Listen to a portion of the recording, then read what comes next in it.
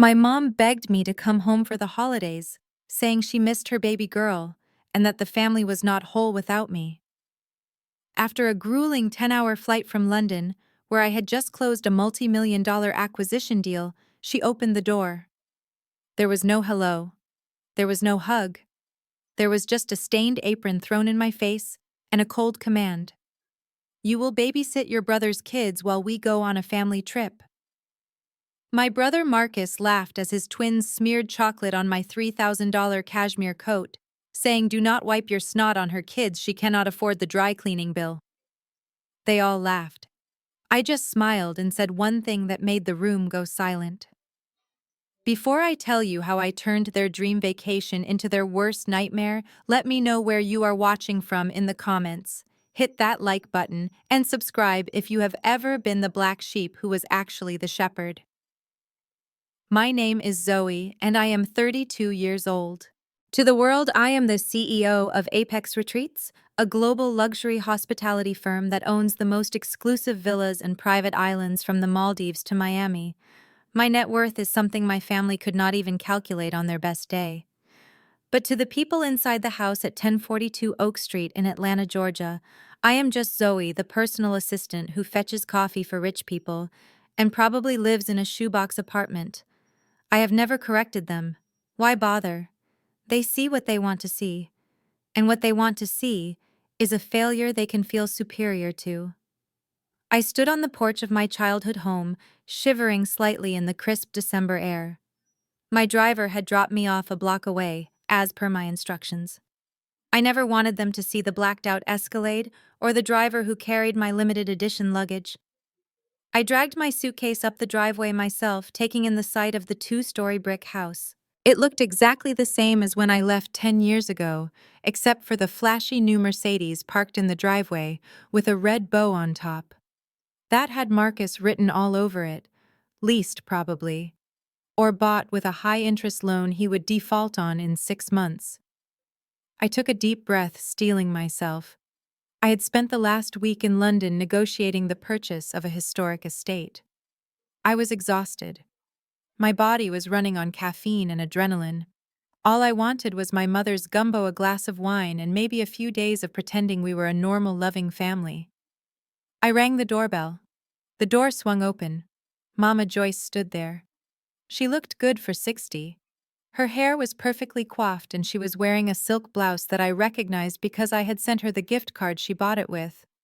She looked me up and down, her eyes lingering on my beige trench coat and flat shoes. To her untrained eye, I looked plain. She did not know the coat was vintage cashmere or that the flats were handmade Italian leather. "You are late," she said. That was her greeting. Not "I missed you." Not "welcome home." Just an accusation. "My flight was delayed, Mom," I said, trying to keep the hurt out of my voice. I leaned in to hug her, but she stepped back, creating a wall of cold air between us. She reached behind the door and grabbed something. Before I could react, a fabric bundle hit me in the chest. I caught it instinctively. It was an apron, an old grease-stained apron that used to belong to my grandmother. "Good you caught it," Mama Joyce said, turning her back on me and walking into the house. "Put that on. The kitchen is a disaster and Tiffany needs her special herbal tea. She says her nerves are shot." I stood in the foyer holding the apron, my suitcase still by my side. The house smelled of pine and cinnamon, usually comforting scents, but today they smelled like a trap. I dragged my bag inside and closed the door. "Mom, I just got off a 10-hour flight," I said, my voice calm but firm.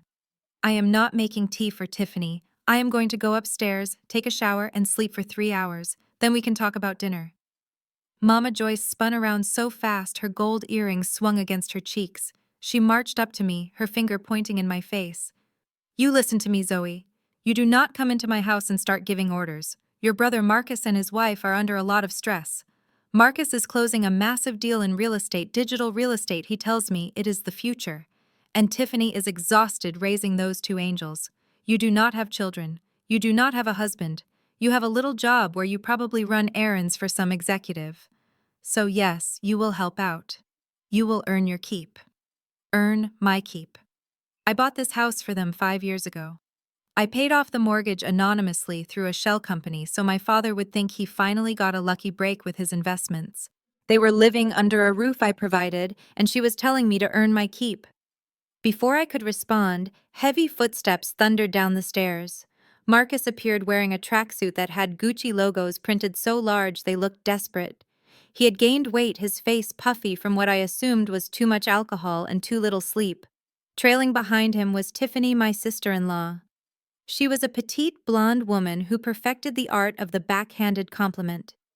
She was wearing a matching pink velour sweatsuit, looking like she had just rolled out of bed at 2 in the afternoon. "Well, look who finally decided to show up," Marcus boomed, his voice filling the entryway. "The help has arrived." Tiffany giggled, covering her mouth with a manicured hand. "Stop it, Marcus, be nice." Zoe looks tired. She looked at my face with faux sympathy. "Wow. Zoe, those bags under your eyes. You really should invest in some better eye cream. I can send you a link to the one I use. It is a bit pricey, but maybe you can save up for it." "Hello, Marcus." "Hello, Tiffany," I said, keeping my face neutral. "It is good to see you too." Marcus walked past me, bumping my shoulder hard enough to make me stumble. He did not apologize. He walked straight to the mirror in the hallway, admiring his reflection. "Man, I look good. This vacation is going to be epic. We need to look fresh for the Miami scene." "Vacation?" I asked, looking at Mama Joyce. "What vacation?" The air in the room shifted. Mama Joyce straightened her posture, adjusting her silk blouse. She exchanged a look with Marcus, a look of conspiratorial smugness.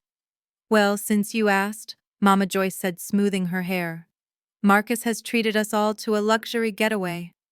We are going to Miami for Christmas." He secured a penthouse at the Royal Palms. My eyebrows shot up.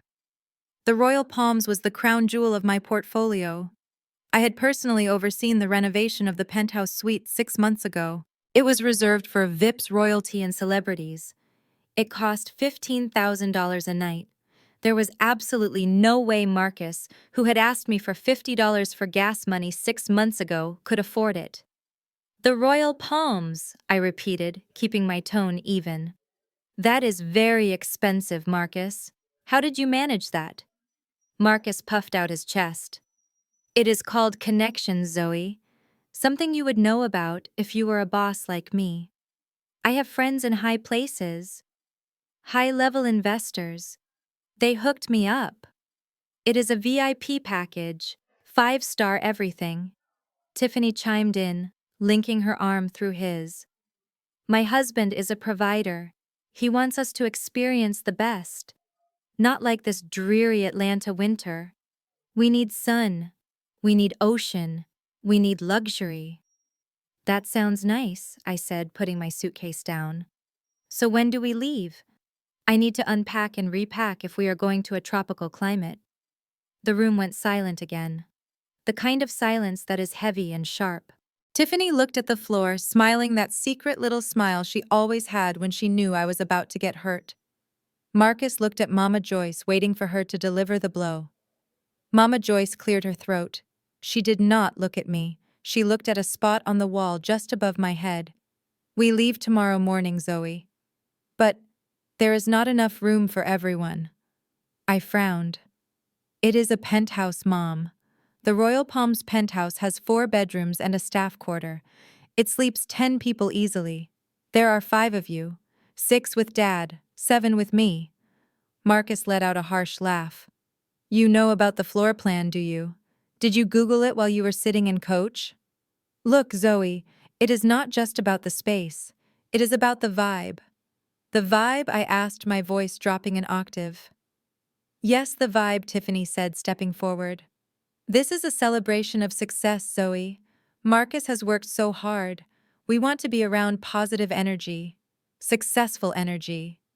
And let us be honest, you are a bit of a downer. You bring this heavy working-class energy that just does not fit the Miami aesthetic we are going for." I felt the heat rise up my neck. Working-class energy. I had more money in my checking account right now than Tiffany would see in 10 lifetimes. "So I am uninvited," I stated, looking directly at my mother. You begged me to fly home from London. I cancelled meetings. I traveled across the ocean. And you are telling me I am uninvited to the family Christmas trip. Mama Joyce finally looked at me. Her eyes were hard, cold stones. It is for the best. Besides, someone needs to stay here. Stay here? I asked slowly. Yes, stay here, Marcus said, grabbing an apple from the bowl on the table and taking a loud bite. We are not taking the twins, Leo and Max. They are too young for the Miami nightlife. They need stability. They need to be in their own beds. Tiffany nodded vigorously. Exactly. Plus our nanny quit last week. Can you believe the ungratefulness? So we need someone we can trust. Someone family. My mind reeled. They wanted me to stay behind, to be the nanny. So let me get this straight, I said, my voice trembling with suppressed rage. You want me to stay in this house alone and babysit your 6-year-old twins while you go to a resort in Miami that you clearly cannot afford? Mama Joyce stepped into my personal space. Watch your tone, Zoe. You should be grateful we are trusting you with your nephews. It is the least you can do. You have no responsibilities, no husband, no kids. What else were you going to do? Sit around and watch Netflix. This way you contribute to the family's success. You support your brother. Before I could respond, the sound of stampeding elephants came from the living room. Leo and Max, the twins, burst into the hallway. They were 6 years old, screaming and covered in something brown and sticky. They held half-eaten chocolate bars in their hands. Daddy, Mommy, look! I am a monster! One of them screamed, running full speed toward us. Leo, stop! Marcus yelled, but he was laughing. He did not move to stop them. The boy Leo ran straight at me. I tried to sidestep, but I was blocked by my suitcase. He slammed into my legs, wrapping his chocolate-covered hands around my thighs, burying his face into my coat. I gasped, trying to pry him off. Leo, let go, please. He looked up at me, grinning, his face smeared with chocolate and mucus. He wiped his nose directly onto the lapel of my beige trench coat. A long, thick streak of snot mixed with chocolate settled into the delicate cashmere fibers. You, Max, look. Leo laughed, pointing at the mess. I shoved him away gently but firmly, staring at the ruin of a coat that cost more than Marcus's car. Marcus roared with laughter. He slapped his knee. Oh my God, did you see that? He wiped his snot right on her. Hey, do not do that, Leo. Your Auntie Zoe is broke. She cannot afford the dry cleaning bill for that. Whatever that is, Target clearance rack coat. Tiffany wrinkled her nose. Ugh, it is probably thrift store anyway, but still, Leo, that is not polite. Go wash your hands. The twins ran off giggling, leaving sticky handprints on the wall as they went. I stood there looking down at my coat. I looked at my mother, who had a small, amused smirk playing on her lips. I looked at Marcus, who was high-fiving Tiffany. They thought this was funny. They thought I was a joke, a convenient servant, a doormat to wipe their feet and their snot on. Something inside me snapped. Not a loud snap. A quiet, terrifying snap. It was the sound of the last thread of loyalty breaking. I looked up. I smoothed the front of my coat, ignoring the stain. I forced a smile onto my face. A smile that did not reach my eyes. You know what I said? My voice soft, almost a whisper. You are right. Mama Joyce blinked, surprised by my sudden submission. I am. Yes, I said. Marcus deserves this trip. You all do. You should go to Miami. You should go to the Royal Palms. I hear the penthouse is exclusively for the owners. But if Marcus has connections, I am sure it will be fine. Marcus puffed up again. Yeah, well, I got it handled. Good, I said. I picked up my suitcase. I will watch the twins. I will watch the house. You guys go. Have the time of your lives. Mama Joyce let out a breath she seemed to have been holding. Good. I knew you would see reason. Now go put your things in the guest room, the small one downstairs. We need the upstairs rooms for storage while we pack. And start dinner. We want steaks tonight, medium rare. I walked past them, dragging my suitcase. As I passed Marcus, I leaned in. Enjoy the Royal Palms, Marcus. Make sure you tell them exactly who you are." He laughed. "You bet I will. They are going to know the name Marcus Robinson." I walked into the small, dusty guest room and closed the door. I sat on the lumpy mattress and pulled out my phone. It was a secure satellite phone, sleek and black, heavy in my hand. I dialed a number. "Sarah," I said when my executive assistant answered on the first ring. "Yes, Ms. Zoe. I need you to access the reservation system for the Miami Royal Palms. Check for a reservation under Marcus Robinson." "One moment. Yes, I see it here. It was booked through a third-party discount site." The payment method was declined twice, but the system held it because he put a note saying he is let me see here, the brother of the owner. I let out a low, cold laugh. Of course he did. "Sarah, cancel it. Cancel it, Miss Zoe." "Yes. Cancel it. Flag his name in the system. Blacklist him from all our properties globally. And Sarah, prepare the Gulf Stream. I am going to Miami tomorrow morning." "But Miss Zoe, you just got home." "I know," I said, staring at the chocolate stain on my coat. "But my family is going to Miami, and I want to be there to welcome them personally. When they arrive at my hotel, I want to be the one standing at the front desk." I could hear Sarah smiling through the phone. "Understood. Anything else?" "Yes," I said. "Send a cleaning crew to my parents' house in Atlanta tomorrow morning. And a team of nannies. The most expensive ones we have." "Nannies." "Yes. I am not babysitting these kids, Sarah. I have a vacation to enjoy." I hung up the phone and lay back on the bed. Upstairs, I could hear Marcus bragging about the yacht he was going to rent, and Mama Joyce praising him for being such a good provider. They had no idea. They thought they were flying high. But they were about to hit a ceiling made of bulletproof glass, and I was the one holding the remote control. Tomorrow, the lesson would begin. Dinner that night was a masterclass in humiliation, served with a side of garlic mashed potatoes I had been forced to mash by hand because the electric mixer was apparently too loud for Tiffany's headache. We sat in the formal dining room under the crystal chandelier I had paid for 3 Christmases ago, though nobody seemed to remember that detail now. The air was thick with the smell of roasted beef and expensive cologne, specifically the bottle of Tom Ford Marcus had bathed in before coming downstairs. I sat at the very edge of the table, the spot usually reserved for unexpected guests or children who had misbehaved. My plate was smaller than everyone else's. Mama Joyce had served herself first, then Marcus, then Tiffany.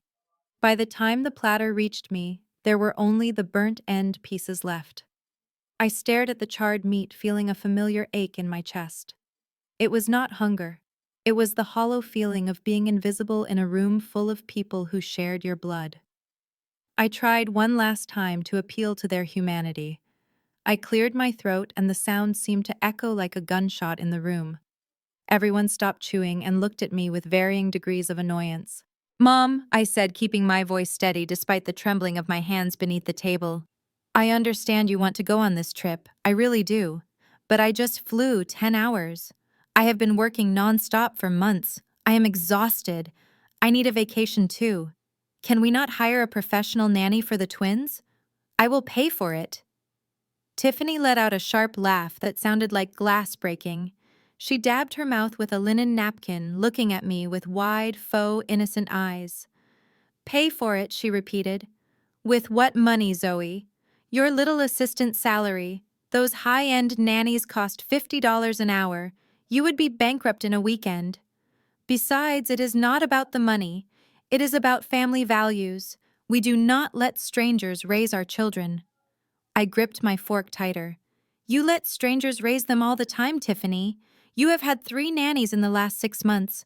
The last one quit because you made her scrub the grout in the bathroom with a toothbrush." I did not say that out loud. Instead, I said I have a savings. I can afford it. I just really need to rest. Marcus slammed his hand on the table, making the silverware jump. "Rest from what, Zoe? You answer phones for a living. You book flights. You make coffee. That is not work. That is existing. Try closing real estate deals. Try managing a portfolio. That is stress." He leaned back in his chair, picking his teeth with a toothpick. I just secured the Royal Palms penthouse. Do you have any idea what kind of pressure that is? Negotiating with high-level VIPs. You would crumble in 5 minutes in my world. I took a sip of water to hide the smile threatening to break through. His world. He was talking about my world. The Royal Palms was my acquisition. I remembered approving the blueprints for that penthouse. I remembered choosing the Italian marble for the bathrooms and the Egyptian cotton for the sheets. Marcus was bragging about renting a room in my house. It sounds very impressive, Marcus, I said, my voice dripping with a sweetness he was too arrogant to recognize as sarcasm. Tell us more about this penthouse. He beamed, his ego inflating like a balloon. It is top tier, 5,000 square feet, private elevator, a balcony that wraps around the entire building. They say the bathtub is carved from a single piece of stone. It is the kind of luxury you only see in movies, Zoe. It is where the players stay, and that is why I need to be there. Networking, building the brand. Mama Joyce nodded vigorously, her eyes shining with pride. My son the mogul, you deserve it, baby. You work so hard. And that is why Zoe needs to step up, Tiffany added, looking at me with disdain. Look. Zoe, let us be real. You do not have a life. You are single. You are 32. You live in some tiny apartment. You have no husband to cook for, no children to clean up after. Your life is empty. Taking care of Leo and Max gives you purpose. It gives you a chance to be useful to people who actually matter. Useful. That was the word that stung the most. To them, I was not a person with dreams or feelings. I was a utility, an appliance to be used until it broke. You think my life is empty because I do not have what you have? I asked quietly. Tiffany rolled her eyes. I think your life is empty because it is empty. Look at you. You are wearing a beige trench coat indoors because you are probably cold from anemia. You have no sparkle, no drive. You exist to serve people like us, Zoe. People who are going places. Marcus suddenly snapped his fingers. Speaking of serving, I need a favor. He stood up and walked over to the sideboard where a pile of clothes was sitting. He pulled out a white linen shirt. It was wrinkled and looked like it had been balled up in the bottom of a gym bag. I need this ironed for tomorrow, he said, tossing the shirt at me. It landed on my plate, covering my burnt steak. I want to wear it when we arrive at the resort. First impressions are everything. I stared at the shirt lying in my gravy. You want me to iron your shirt, now, while I am eating? Marcus shrugged. Well, you are not really eating, are you? You are just pushing that meat around. Besides, the iron is in the laundry room. It will take you 5 minutes, unless you forgot how to iron, too. Did you forget your domestic skills while you were fetching dry cleaning for your boss in London? Mama Joyce chimed in, not even looking up from her plate. Just do it, Zoe. Your brother needs to look sharp. He is representing the family name. We cannot have him showing up to a 5-star resort looking like a hobo. I looked at my father, hoping for some intervention, some sign that he thought this was insane. He just kept eating, cutting his meat with precise mechanical movements. He had checked out years ago, surrendering his spine to keep the peace with Mama Joyce. I slowly picked up the linen shirt. It was stained at the collar. It smelled faintly of stale sweat. This was the shirt of a man who pretended to be a king but could not even do his own laundry. Fine, I said, standing up. I will iron it. Good girl, Marcus said, smirking at Tiffany. See, she is trainable. I walked to the laundry room, my heels clicking on the hardwood floor. I could hear them laughing behind me. They were laughing at me, laughing at my submission, laughing at the pathetic little sister who did as she was told. I set up the ironing board. I plugged in the iron. As the steam began to rise, I felt a cold calm settle over me. I pressed the iron onto the fabric, smoothing out the wrinkles. I imagined I was smoothing out the wrinkles in my life, erasing the mess they had made of my self-esteem. I finished the shirt. It was crisp. It was perfect. I walked back into the dining room and draped it over the back of Marcus's chair. Done, I said, sitting back down. Marcus glanced at it. Decent job. Maybe you have a future in housekeeping if the assistant thing does not work out. Tiffany giggled. Oh, stop, Marcus. She is trying. I looked around the table at the faces of my family. My mother, who saw me as a servant. My brother, who saw me as a joke. My sister-in-law, who saw me as a cautionary tale. My father, who did not see me at all. I took a deep breath. I needed to hear it one last time. I needed them to say it so there would be no going back, no guilt later when the hammer dropped. Mom, I said, my voice cutting through the sound of chewing. I need to ask you something, and I need you to be honest. Mama Joyce sighed, putting down her fork. What now, Zoe? Can we not just enjoy this nice meal? If there was space, I asked, looking her dead in the eye. If the penthouse was big enough. If money was no object. Would you want me to come? Would you want me there with you? The room went silent. Even the twins who were playing with tablets in the living room seemed to quiet down. Mama Joyce looked at Marcus. Then she looked at Tiffany. Finally, she looked at me. Her expression was not apologetic. It was not sad. It was annoyed. Zoe, let us be realistic, she said. You do not fit in. Not with this crowd. Not with where we are going. The Royal Palms is high class. It is for people who know how to carry themselves. People with status. You are a sweet girl, but you are simple. You would feel out of place. You would embarrass yourself trying to keep up. She picked up her wineglass, swirling the red liquid. It is not just about space, she continued. It is about class. You do not have the pedigree for this kind of trip. We are doing you a favor leaving you here. You would be the ugly duckling in a pond of swans. I looked at Marcus. He was nodding in agreement. She is right, sis, he said. You would stick out like a sore thumb. Stay here. Watch the kids. Clean the house. That is your lane. Stay in your lane. I looked at Tiffany. She just smirked, sipping her wine. I looked back at my mother. So you are sure? You definitely want me to stay? Absolutely, Mama Joyce said. It is decided. Now clear the table. We have packing to do. I smiled. It was a genuine smile. A smile that reached my eyes for the first time that day. It was the smile of the executioner raising the axe. Okay, I said, standing up. I understand perfectly. You are right, Mom. I do not belong on your trip. I definitely do not belong in your lane. I picked up my plate not to clear it, but to move it away from me. I will stay here, I said. I will take care of everything. You guys go. Go to Miami.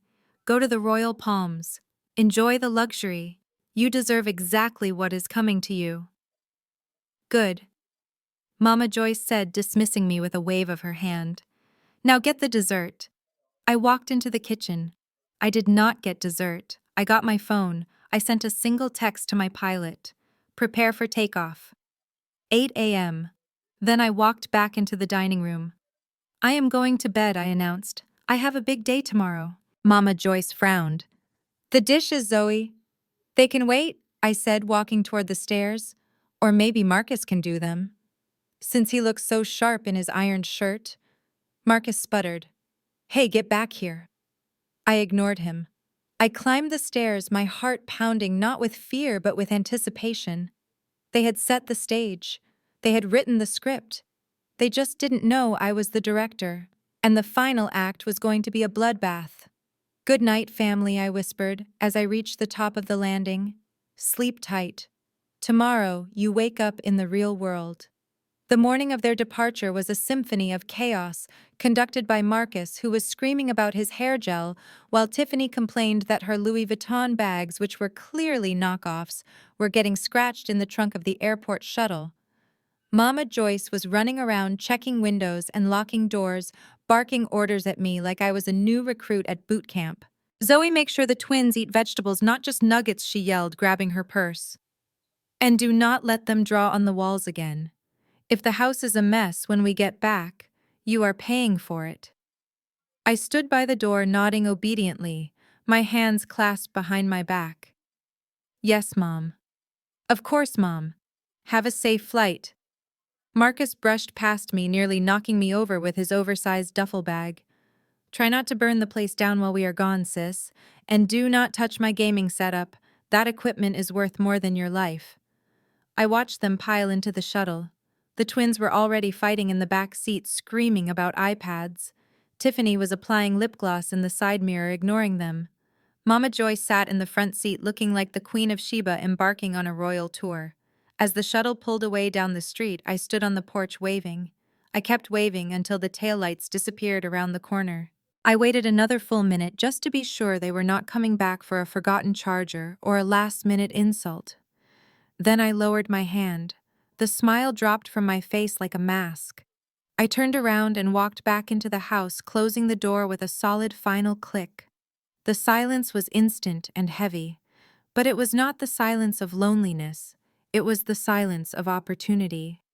I walked into the living room where the twins had left a trail of destruction. Toy Cars cereal crushed into the rug, sticky handprints on the glass coffee table. It was a disaster zone. Normally, this would be the part where I sighed, rolled up my sleeves, and started scrubbing. That was the Zoe they knew. The Zoe who cleaned up their messes. The Zoe who absorbed their chaos so they could shine. But that Zoe had left the building the moment they drove away. I reached into my pocket and pulled out my phone. I dialed a number I had saved for emergencies. Not 911. Something far more effective for this particular situation. Elite Domestic Staffing. This is Victoria. How may I assist you today, Ms. Zoe? Victoria, I said, my voice crisp and authoritative. I have a situation in Atlanta. I need a full team deployed to my current location immediately. Of course, Ms. Zoe. What are your requirements? I looked around the room at the mess. I need a deep cleaning crew, 4 people minimum. I want this house sanitized, and I need childcare. 2 nannies, pediatric certified conflict resolution trained. They need to be able to handle high-energy clients. The twins were currently upstairs, probably dismantling a bed frame. I could hear thumping. Make that 3 nannies, I corrected. And Victoria, I am authorizing hazard pay. These children are feral. Rate is $500 an hour per nanny. There was a brief pause on the line. Understood, Ms. Zoe. We have a team available. They can be there in 45 minutes. Excellent. Put it on my personal account. And Victoria, send a dog walker too. My sister-in-law left her poodle, and I have no intention of picking up anything today. I hung up the phone and walked past the kitchen. There was a pile of dishes in the sink from their breakfast. I did not even glance at it. I went to the guest room where I had slept on the lumpy mattress. I opened my suitcase. I pushed aside the beige clothes I wore to blend in. Underneath the false bottom of the suitcase was my real wardrobe. I pulled out a white power suit tailored on Savile Row. I took out my Louboutins, the red soles gleaming in the dim light. I replaced my simple stud earrings with diamond drops that cost more than this entire house. I stripped off the stained clothes I had worn for their benefit, leaving them in a pile on the floor. I dressed slowly, methodically. With every button I fastened, I felt the transformation taking hold. The assistant was gone. The CEO had arrived. I checked my reflection in the dusty mirror. The woman staring back at me was sharp, dangerous, and completely in control. I walked out of the guest room just as the doorbell rang.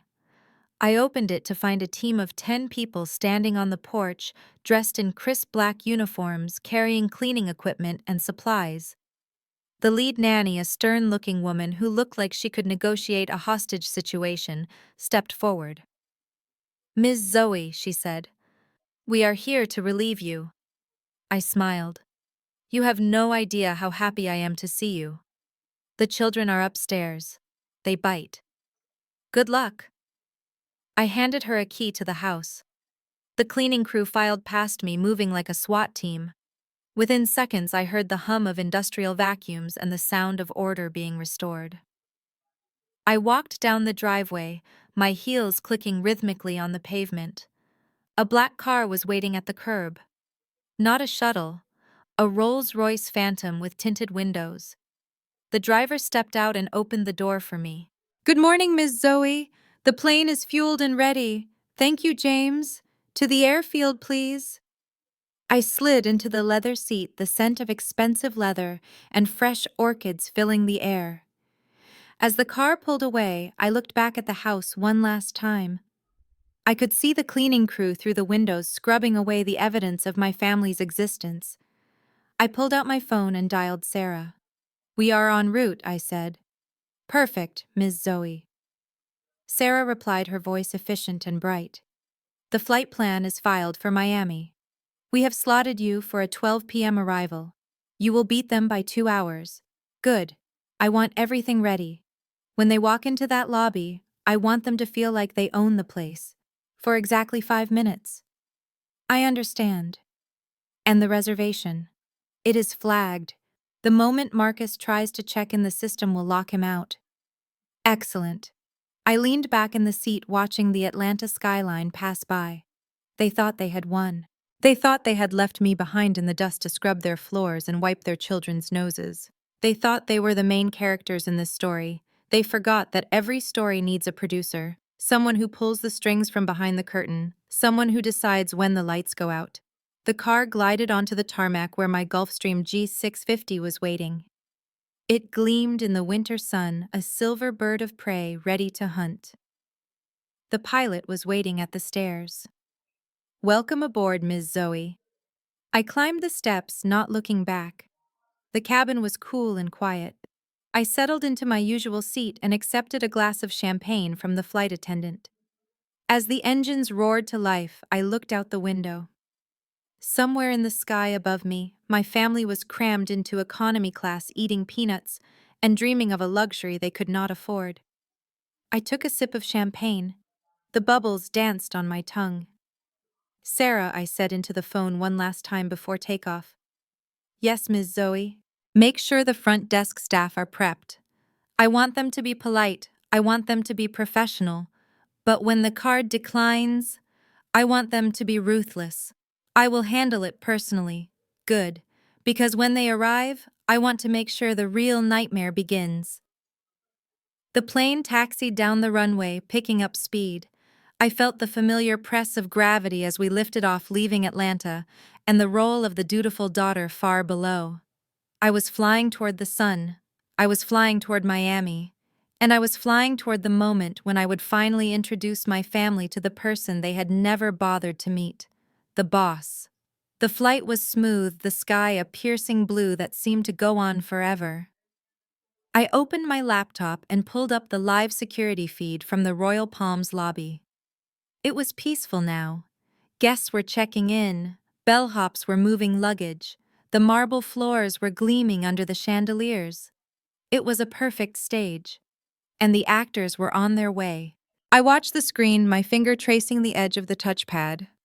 I zoomed in on the front desk. I could see the manager, Mr. Henderson, briefing his staff. He looked serious. Good. He knew what was coming. I closed the laptop and closed my eyes. I could almost hear Marcus's voice bragging to the person next to him in 24B about his penthouse. I could hear Tiffany complaining about the legroom. I could hear Mama Joyce planning her outfits. Let them dream for a few more hours. Let them enjoy the fantasy. The higher they climb, the harder the fall, and I was going to be there to watch them hit the ground. While I was sipping vintage Dom Perignon at 40,000 feet, my family was getting a very different taste of the high life down in economy class. They were squeezed into row 34 of a discount commercial airliner, the kind where your knees press against the seat in front of you and the air is recycled from the 1980s. Marcus had insisted on the window seat, forcing Mama Joyce into the middle and Tiffany into the aisle where she was constantly bumped by the beverage cart.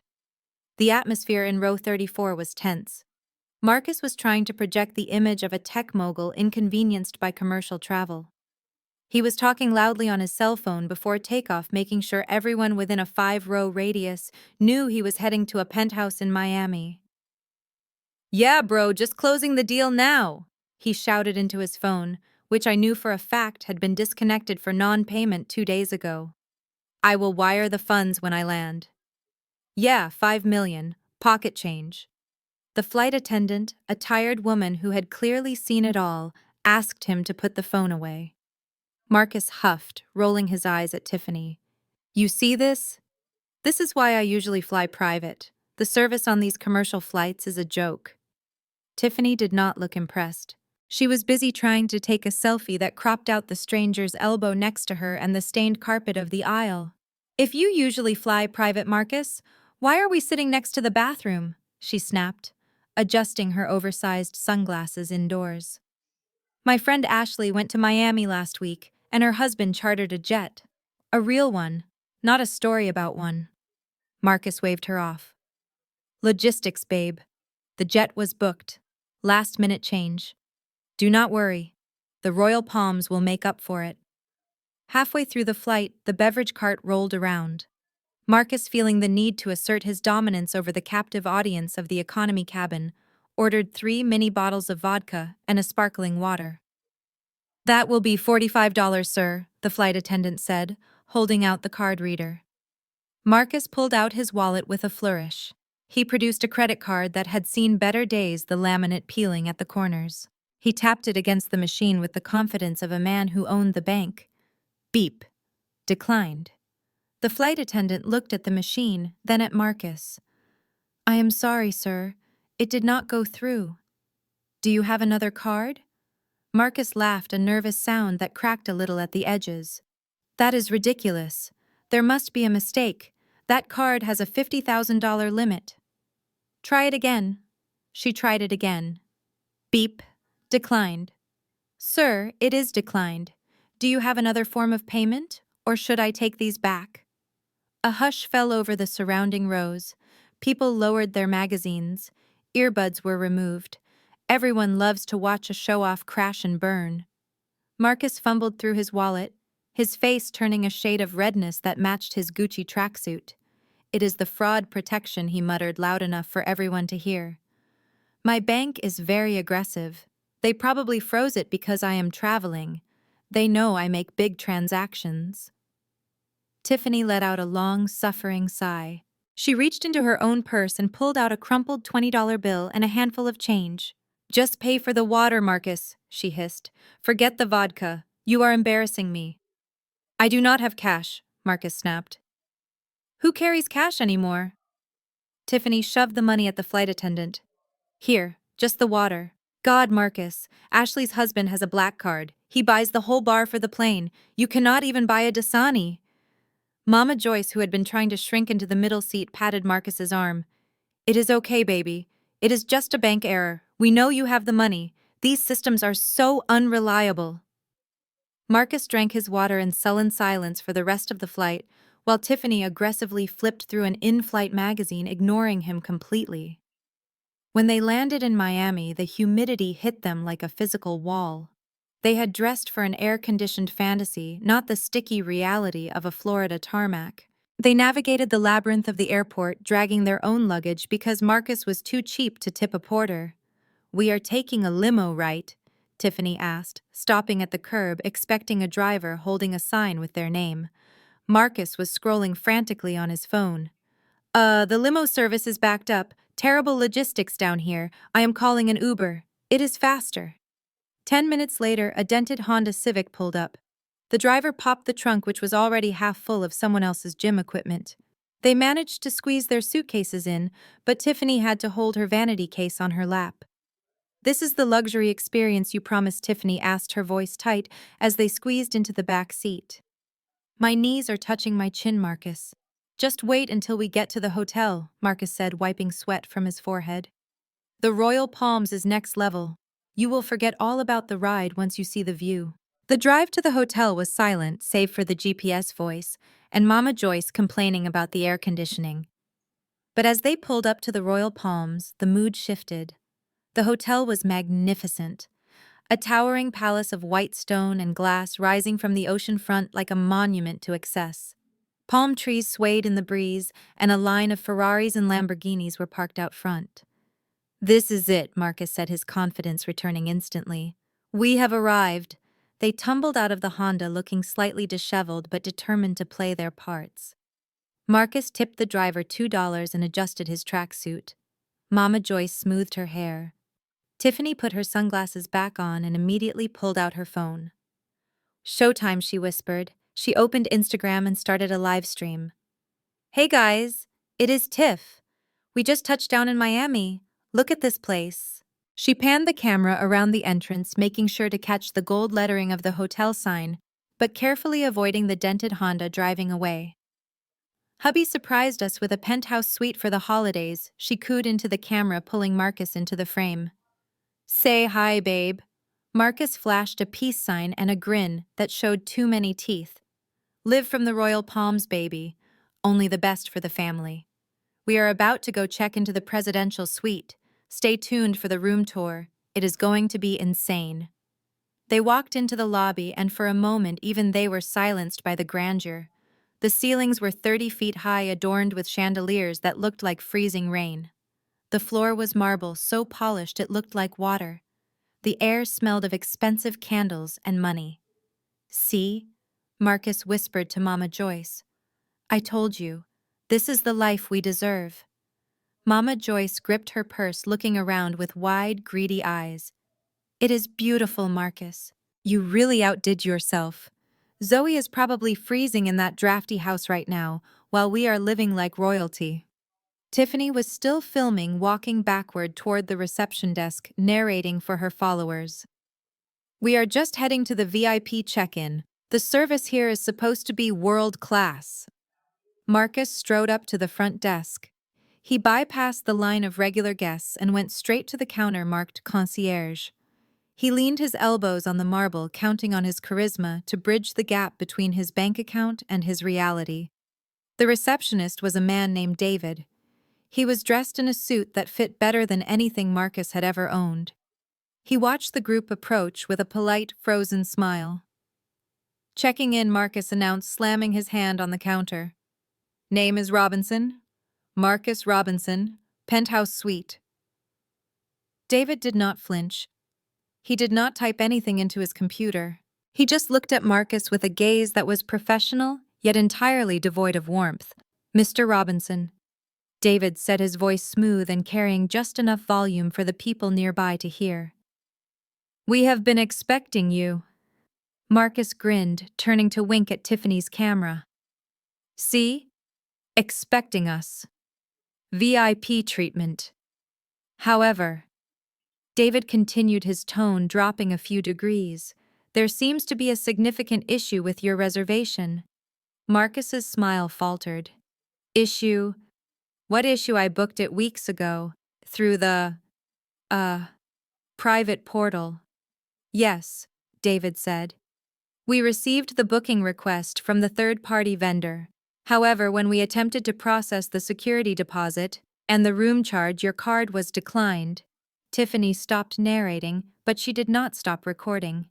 The camera was still pointed right at Marcus's face. Declined? Marcus said, his voice rising. That is impossible. I told you people my bank is sensitive about travel. Run it again. We have attempted the charge 4 times, Mr. Robinson, David said. Each time it was returned with a fraud alert for insufficient funds. Insufficient funds. The words hung in the opulent lobby air like a bad smell. Mama Joyce gasped, clutching her chest. Marcus turned red. That is a lie. Your machine is broken. I have millions in assets. This is a platinum account. Sir David said, his patience thinning. The card has been flagged for fraud. Furthermore, because the payment could not be secured 24 hours prior to arrival, as per our policy for the penthouse suite, the reservation was automatically cancelled this morning. Cancelled? Marcus shouted. You cannot cancel my room. I am here. My family is here. We have luggage.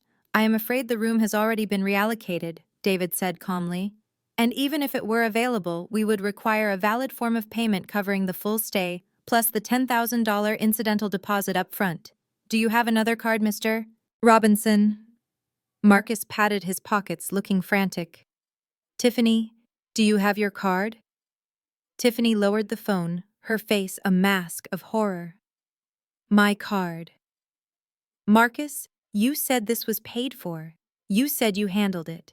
I am live streaming to 5,000 people right now. Mama Joyce stepped forward. Excuse me, young man. Do you know who my son is? He is a very important investor.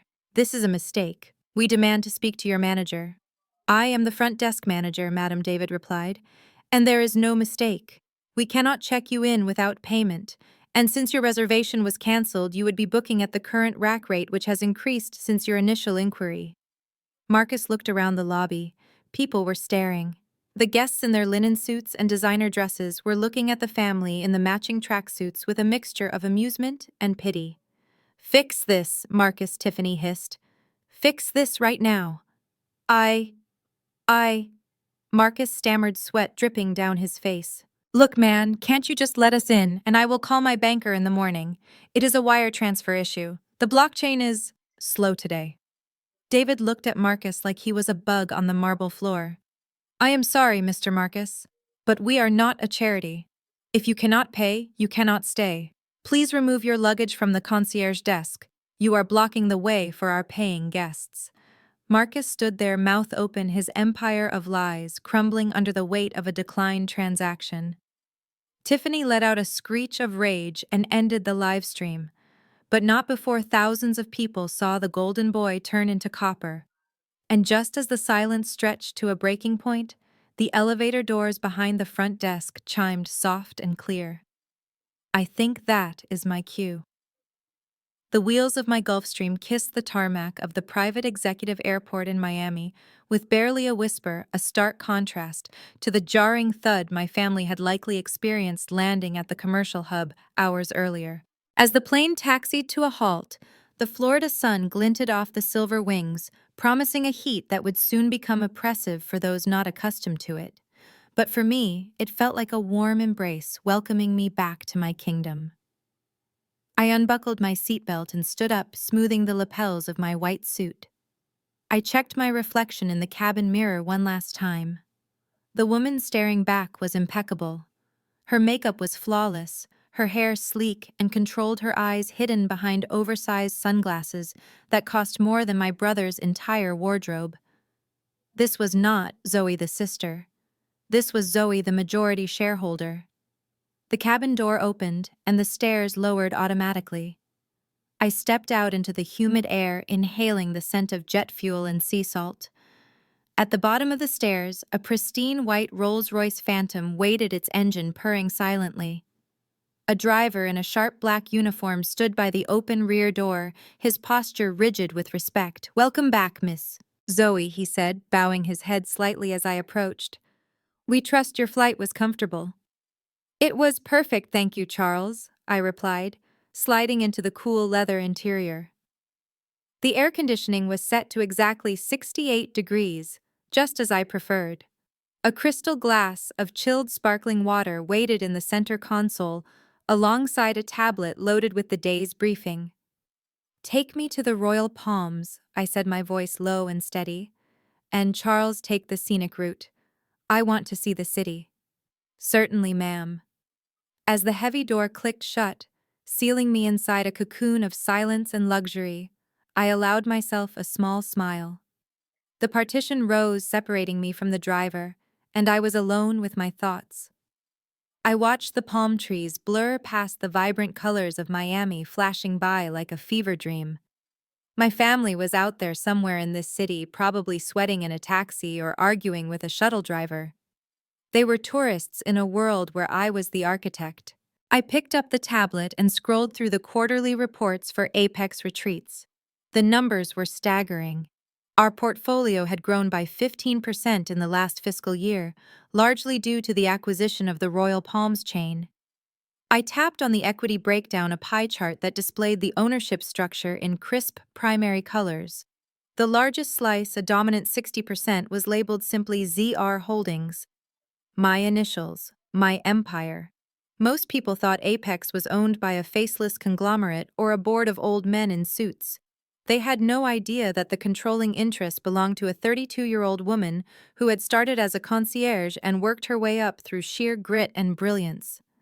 My family certainly had no idea. To them, money was something you flashed, something you wore on your wrist or drove down the street. To me, money was power. It was the ability to move mountains, or in this case, to move my family right out of a hotel lobby. We pulled up to the private VIP entrance of the Royal Palms, located discreetly at the rear of the property, away from the chaos of the main valet. The gates opened automatically, recognizing the vehicle's transponder. We glided through a tunnel lined with lush tropical foliage, emerging into a private courtyard paved with imported stone. A team of staff was already waiting. At the center stood Mr. Sterling, the general manager of the Royal Palms. He was a man of impeccable taste and nervous energy, always terrified of disappointing me. He stepped forward as the car came to a stop, his hands clasped behind his back. James opened my door and I stepped out onto the red carpet that had been rolled out specifically for my arrival. Mr. Sterling bowed deep and respectful. "Miss Zoe, it is an honor to welcome you back to the Royal Palms," he said, his voice trembling slightly. "We have prepared the owner's suite as per your instructions. Your personal staff has already unpacked your luggage, and the kitchen is standing by for your lunch order." "Thank you, Mr. Sterling," I said, removing my sunglasses and handing them to an assistant who appeared at my elbow. "I trust everything is running smoothly today." "Ideally, yes, Miss Zoe. Although we have had a slight disturbance in the main lobby, a group of guests attempting to check into the penthouse with invalid payment methods. They have been quite vocal." I suppressed a smirk. "Is that so?" "Yes, ma'am. Security is monitoring the situation, but we did not want to cause a scene unless necessary." "You did the right thing," I said, walking past him into the private elevator lobby. "Let them make the scene. It makes the eviction so much easier to justify later." We rode the elevator in silence, the gold-plated doors reflecting our distortions. When they opened, we were on the top floor, a level that did not exist on the public elevator panels. This was the command center. My private office, my boardroom, and the entrance to the owner's suite, which sat a full floor above the penthouse Marcus thought he had booked. I walked into my office, a space of glass and steel with a panoramic view of the ocean. I sat behind my desk, a massive slab of black marble, and powered up the bank of monitors on the wall. "Pull up the lobby feed," I ordered. Mr. Sterling hurried to the control panel and typed in a code. The central screen flickered to life, revealing a high-definition view of the main lobby down below. And there they were. It was like watching a reality show where the contestants did not know they had already been eliminated. Marcus was leaning over the concierge desk, his face a mask of red fury, his hands gesticulating wildly. I could see his mouth moving, shouting words I could easily imagine. "Do you know who I am? I will have your job." Tiffany was pacing behind him, her phone held up in front of her face, probably recording a tearful story for her 300 followers about how she was being victimized by the system. She looked disheveled, her expensive tracksuit looking less like leisure wear and more like pajamas in the unforgiving light of the lobby. Mama Joyce was sitting on a velvet bench, fanning herself with a brochure, looking around with a mixture of entitlement and panic. She clutched her purse to her chest as if she expected the bellhops to rob her. She looked small. For the first time in my life, my mother looked small. They looked ridiculous. They looked out of place. They looked exactly like what they were, grifters trying to cash a check their reality could not cover. I watched Marcus slam his hand on the counter again. The receptionist, David, remained calm, but I could see his patience was fraying. He signaled to a security guard standing discreetly by a pillar. "Not yet," I whispered to the screen. "Not yet." I picked up the walkie-talkie on my desk. It was connected directly to David's earpiece. "David," I said, my voice cool and crisp. He paused, his hand going to his ear. "Yes, Ms. Zoe. I am watching the feed. You are doing an excellent job." "Thank you, Ms. Zoe. This gentleman is becoming difficult. He insists his wire transfer is delayed." "I know," I said, leaning back in my chair. "Tell him the system is running a secondary verification. Tell him it requires manual override from the corporate office." "Understood. And how long should this process take?" I looked at the clock on the wall. It was 1:30. The sun was at its peak. The lobby was filling up with check-ins, wealthy guests in linen and silk looking askance at the loud family in polyester. "Make them wait another 30 minutes," I said. Let them sweat. Let them hope. And David? Yes, Miss Zoe. Do not offer them water. I released the button and watched as David relayed the message. I saw Marcus's shoulders slump slightly, saw the flicker of hope return to his eyes. He thought he had won. He thought he had bullied his way through. He had no idea that the manual override was coming down the elevator in 30 minutes, wearing a white suit and 5-inch heels. I stood up and walked to the window looking down at the beach below. The water was turquoise, the sand white and pristine. It was paradise. And I was the snake in the garden. I'm coming down, I said to the empty room. Get ready, family. The boss is in the building. Here's the continuation of the script following your specific instructions. The lobby was a theater of the absurd, and my family was delivering an Oscar-worthy performance of delusion. Marcus stood there, one hand on his hip, the other gesturing dismissively at the pile of luggage, like a king commanding a peasant to clear the royal path. The audacity was almost impressive if it wasn't so pathetic. He really believed that, despite his card declining, despite his reservation being cancelled, and despite being stranded in the lobby like a vagrant, he still held the power because he was the man, and I was just his little sister.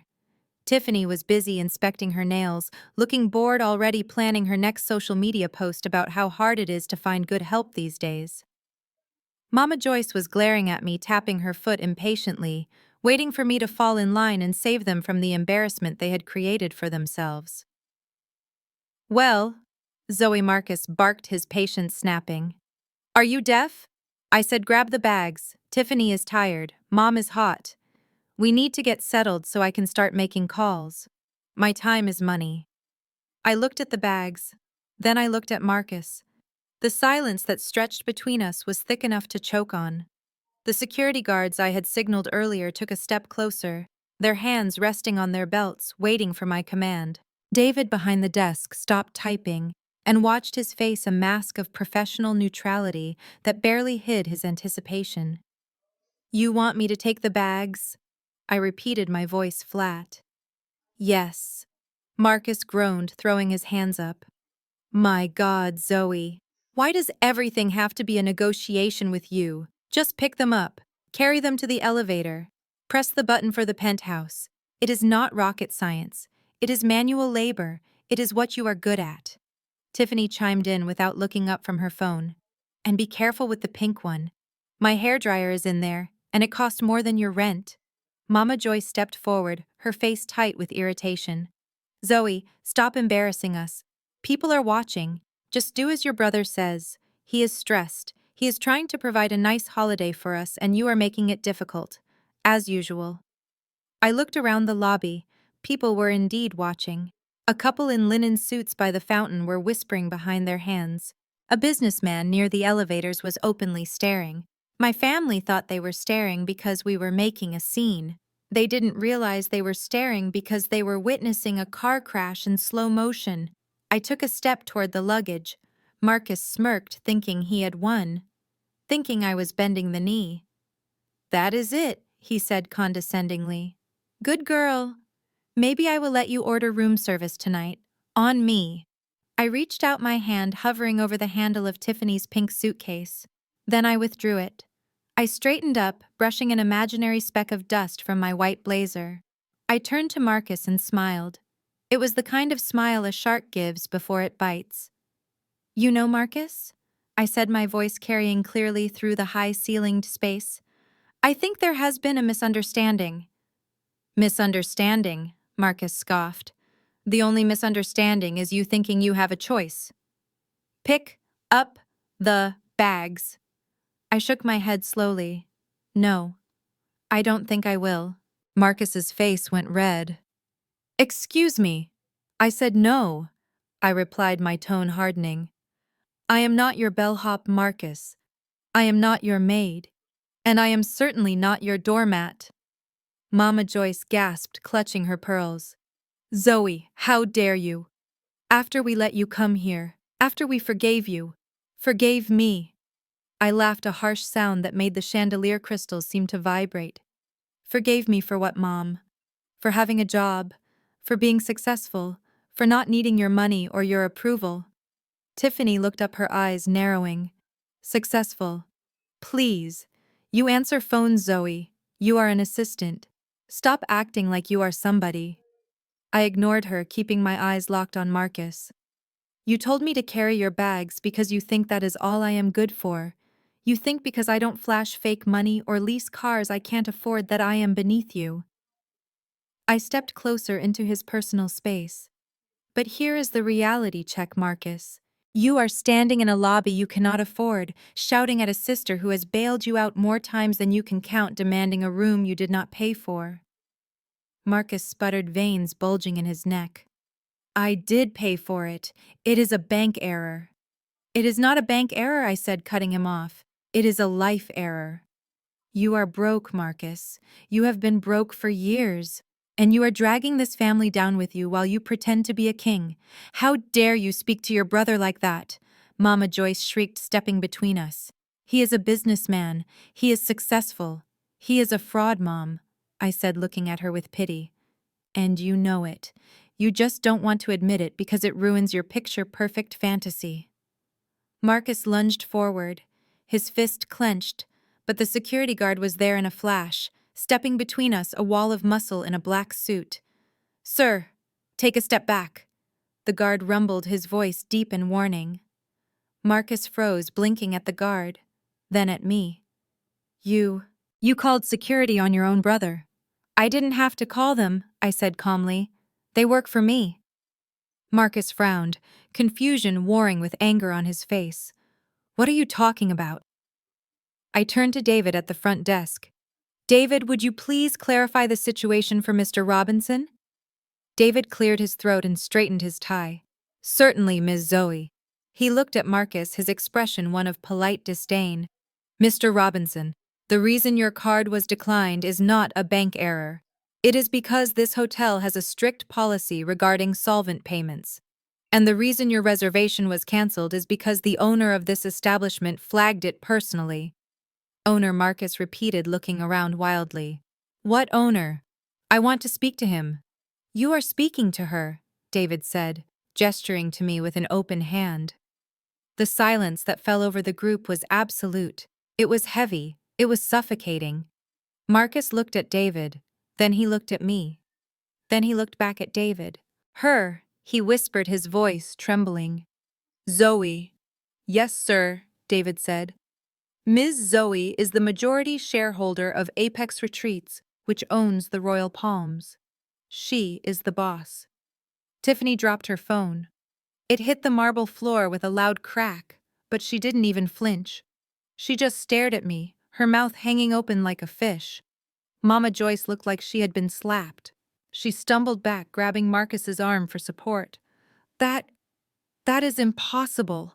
Zoe is an assistant. She doesn't have money. I stepped forward, the sound of my heels echoing in the quiet lobby. I was an assistant, Mom, I said. 10 years ago. Then I started a company. Then I bought another one. And another one. I spread my arms, gesturing to the opulence around us. I own this hotel, Mom. I own the one in the Maldives, too. And the one in Aspen. I turned to Marcus, who was looking at me with a mixture of horror and greed dawning in his eyes. And that penthouse you wanted to stay in, Marcus, I said, my voice dropping to a whisper. The one with the stone bathtub. I designed it. I picked out the marble. It is my personal suite. Marcus licked his lips, his eyes darting around as he tried to recalibrate his reality. Zoe. Sis? Come on. Is this a joke? You are playing us, right? I reached into my purse. I pulled out a black card. Not a credit card. A key card. Solid matte black with a gold chip. I walked over to the elevator. I tapped the card against the panel. The doors slid open instantly, revealing the private lift to the penthouse. No joke, Marcus, I said, turning back to face them. Then I looked at the pile of luggage. Now, I said, my voice hard as diamonds. About those bags. Marcus took a step forward, a hopeful, desperate smile forming on his face. Zoe, look, I held up a hand, stopping him. I think you misunderstood me earlier, Marcus, I said. I am not going to carry your bags. And you are not going to carry them to the penthouse. I pointed to the revolving doors at the entrance. You are going to carry them out. What Marcus choked out. You heard me. Get your bags. Get your wife. Get your mother. And get out of my lobby. But where will we go? Mama, Joyce wailed. We have nowhere to stay. I shrugged. Miami is a big city. I am sure a mogul like Marcus can figure it out. Maybe try a Motel 6. I hear they leave the light on for you. And with that, I stepped into the elevator and pressed the button for the top floor, leaving my family standing in the wreckage of their own egos, their luggage piled around them like gravestones. The elevator doors were open, waiting for me to ascend to my sanctuary, but I did not step inside, not yet. I watched my family standing in the middle of the lobby surrounded by their luggage like castaways on a marble island. Marcus was red-faced and panting, his chest heaving beneath his designer tracksuit. Tiffany was frantically typing on her phone, probably trying to find a filter that would make being evicted look chic. Mama Joyce looked as if she was about to faint, her hand fluttering at her throat. They were waiting for me to leave. They were waiting for the problem to disappear so they could go back to harassing the staff and pretending they belonged here. But I was not done. I turned my back on the elevator and walked slowly toward the concierge desk. The sound of my heels on the floor was the only noise in the cavernous room. Everyone was watching. The guests, the staff, the security team. I stopped in front of the desk and looked at David. He stood at attention, his eyes bright with understanding. David, I said, my voice carrying a casual authority that made Marcus flinch. I am curious. Why is there still so much noise in my lobby?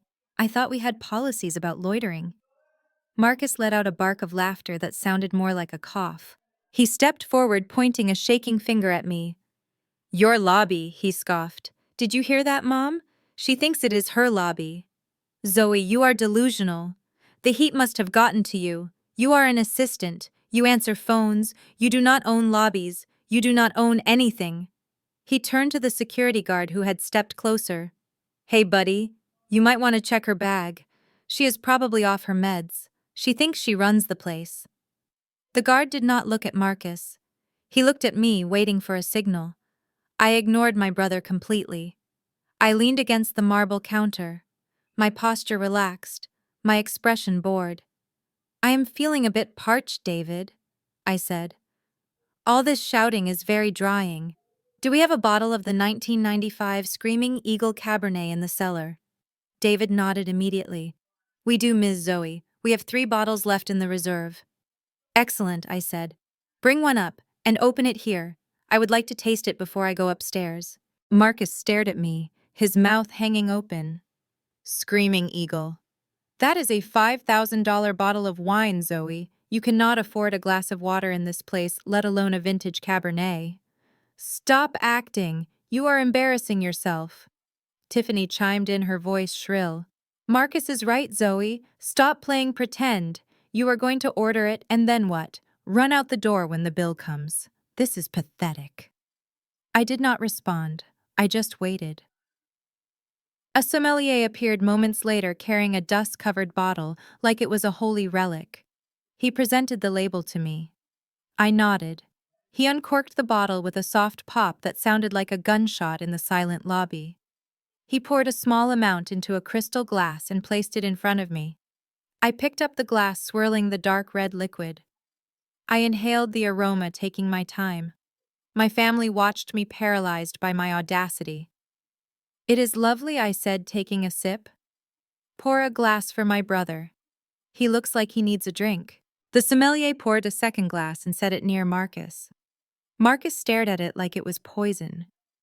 I am not drinking your imaginary wine, Zoe, he spat. Who is paying for this? You.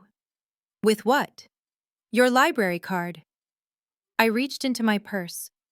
The movement was slow, deliberate. I bypassed my wallet. Instead, I reached into the zippered inner pocket where I kept the heavy hitters. I pulled out a small rectangular card. It was made of anodized titanium. It was matte black. It had no numbers on the front, just a name etched in laser precision. Zoe Robinson. And the iconic Centurion logo. The American Express Centurion card. The black card. Invitation only, no spending limit. I held it up between two fingers, letting the light catch the metallic surface. Tiffany gasped. She knew what it was. She read the magazines. She knew that card was a ticket to a world she could only look at through a screen. Is that? Tiffany whispered, her eyes bulging. Is that real? Marcus squinted at it. It is a fake, he declared, his voice cracking. You can buy those stickers online. It is a prop. I dropped the card onto the marble counter. It made a heavy metallic clink that plastic could never replicate. Run it, David, I said. $5,000. Plus a 20% tip for the staff who have had to deal with this circus. David picked up the card with two hands. He inserted it into the chip reader. The room held its breath. Marcus was shaking his head, muttering to himself. Fake. It is fake. It is going to decline. Just like mine. The machine beeped once. A cheerful chirp. Approved. The receipt printer whirred, spitting out a slip of paper. David tore it off and placed it on a small silver tray with a pen. Sign here, please, Ms. Zoe. I picked up the pen and signed my name with a flourish. I pushed the tray back. Marcus looked at the machine. He looked at the wine. He looked at the card sitting on the counter, gleaming like a dark star. How he whispered, "How do you have that? That card requires millions in spending. You are nobody." I took another sip of the wine. It tasted like victory. Rich, complex, and deeply satisfying. I set the glass down. I turned to face them fully. My family. The people who had laughed at me. The people who had used me. The people who had tried to leave me behind to scrub their floors. I am not nobody, Marcus. I said, my voice low and dangerous. And I am not an assistant. I walked over to him, stepping into his personal space until he was forced to step back. You asked who pays for this. I do. I pointed to the chandelier above us. I paid for that. I pointed to the marble floors beneath our feet. I paid for these.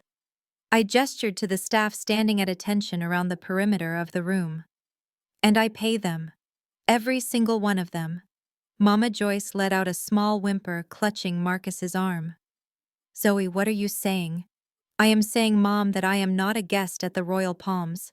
I am the owner. I picked up the black card and slipped it back into my purse. I own this hotel. I own the company that manages it.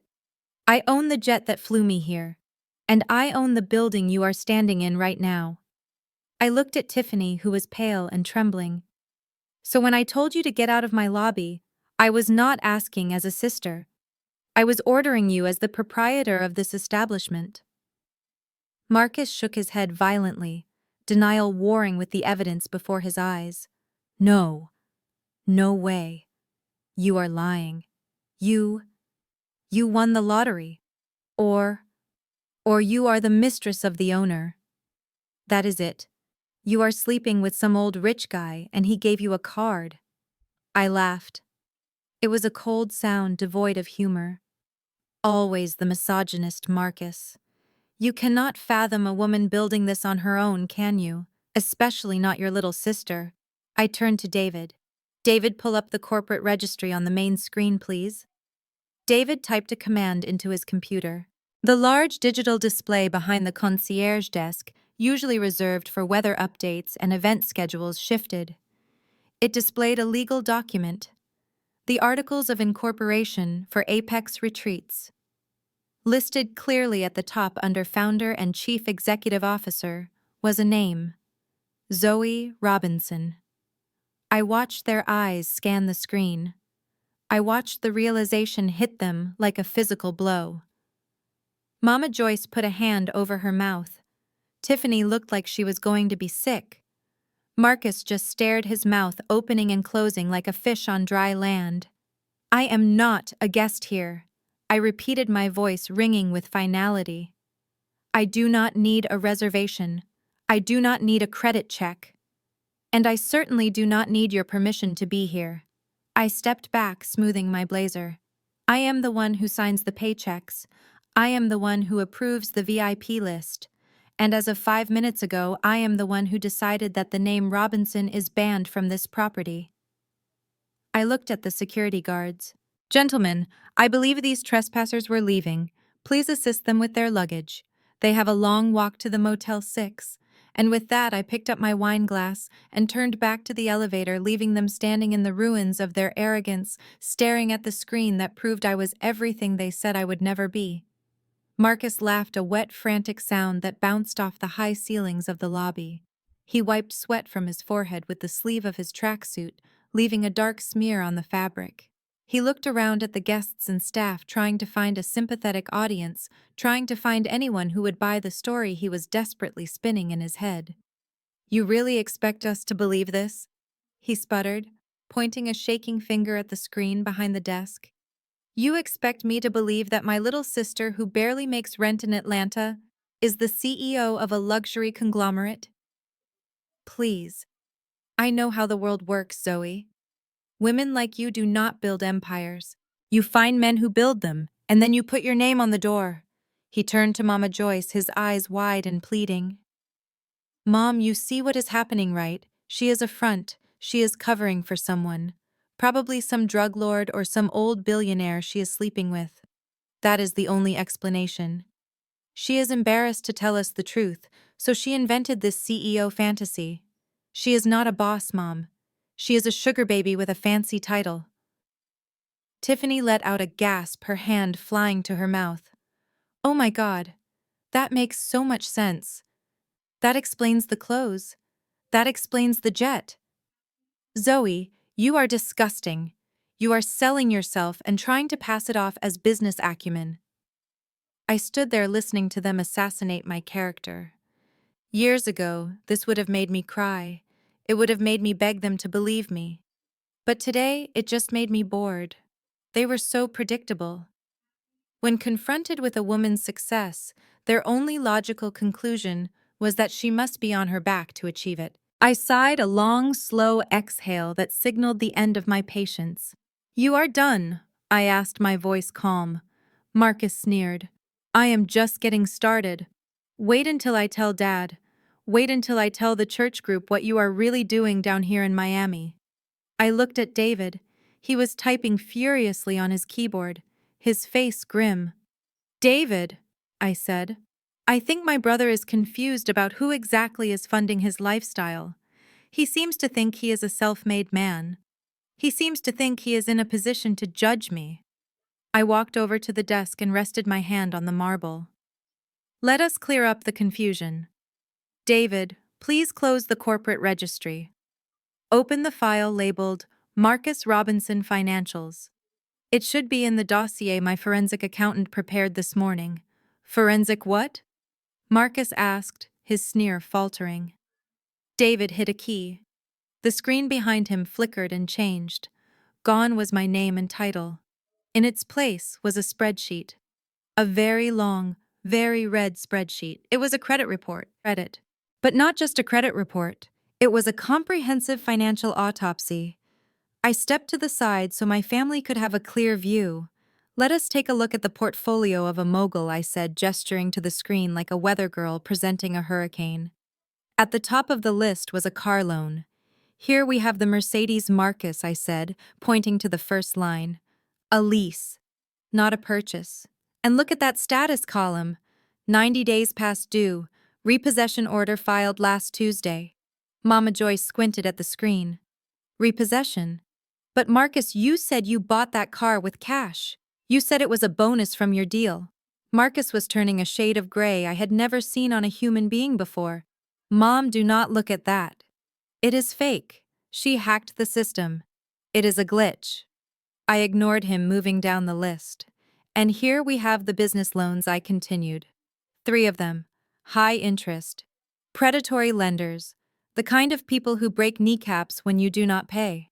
You borrowed $50,000 to invest in— what is this here? Crypto Moon 3000. I looked at Marcus, my eyebrows raised. Crypto Moon 3000. Marcus, a meme coin. And according to this, the value dropped to zero 4 months ago. You lost $50,000 of borrowed money on a digital picture of a dog. Tiffany let out a strangled noise. She looked at Marcus, her eyes wide with horror. You told me that investment doubled. You told me we were waiting for it to mature. I lied, Marcus shouted, his voice cracking. I had to. It was going to bounce back. The market is volatile. It is not volatile, Marcus. It is a scam, I said, just like you. I scrolled down with a motion of my hand to David. And here we have the gambling debts. Online poker, sports betting. You lost $12,000 betting on the Falcons last month alone. You do not even watch football, Marcus. You just like the rush of losing money you do not have. Mama Joyce was shaking her head back and forth, a rhythmic denial of reality. No. No. My son is a businessman. He has an office. He wears suits. He has a co-working space membership that he has not paid in 6 months, I corrected. And the suits are put on credit cards that are maxed out. I pointed to the bottom of the screen where a series of credit card logos were displayed. Visa, MasterCard, American Express. All of them red. All of them over the limit. You have a total unsecured debt of $200,000, Marcus. You are drowning. Marcus looked like he was about to vomit. He leaned against the luggage cart for support. Stop it, Zoe. Stop it right now. You are ruining everything. I am not ruining anything, I said coldly. I am just turning on the lights. But I save the best for last. David, scroll to the bottom, please. The secured assets section. The screen scrolled down. There was one entry, one asset that had equity, one asset that had been leveraged to the hilt. 1042 Oak Street, Atlanta, Georgia. Mama Joyce froze. That was her address. That was the house I had bought for them. The house she thought my father had paid off with his retirement savings. I looked at the entry. Second mortgage, third mortgage, home equity line of credit.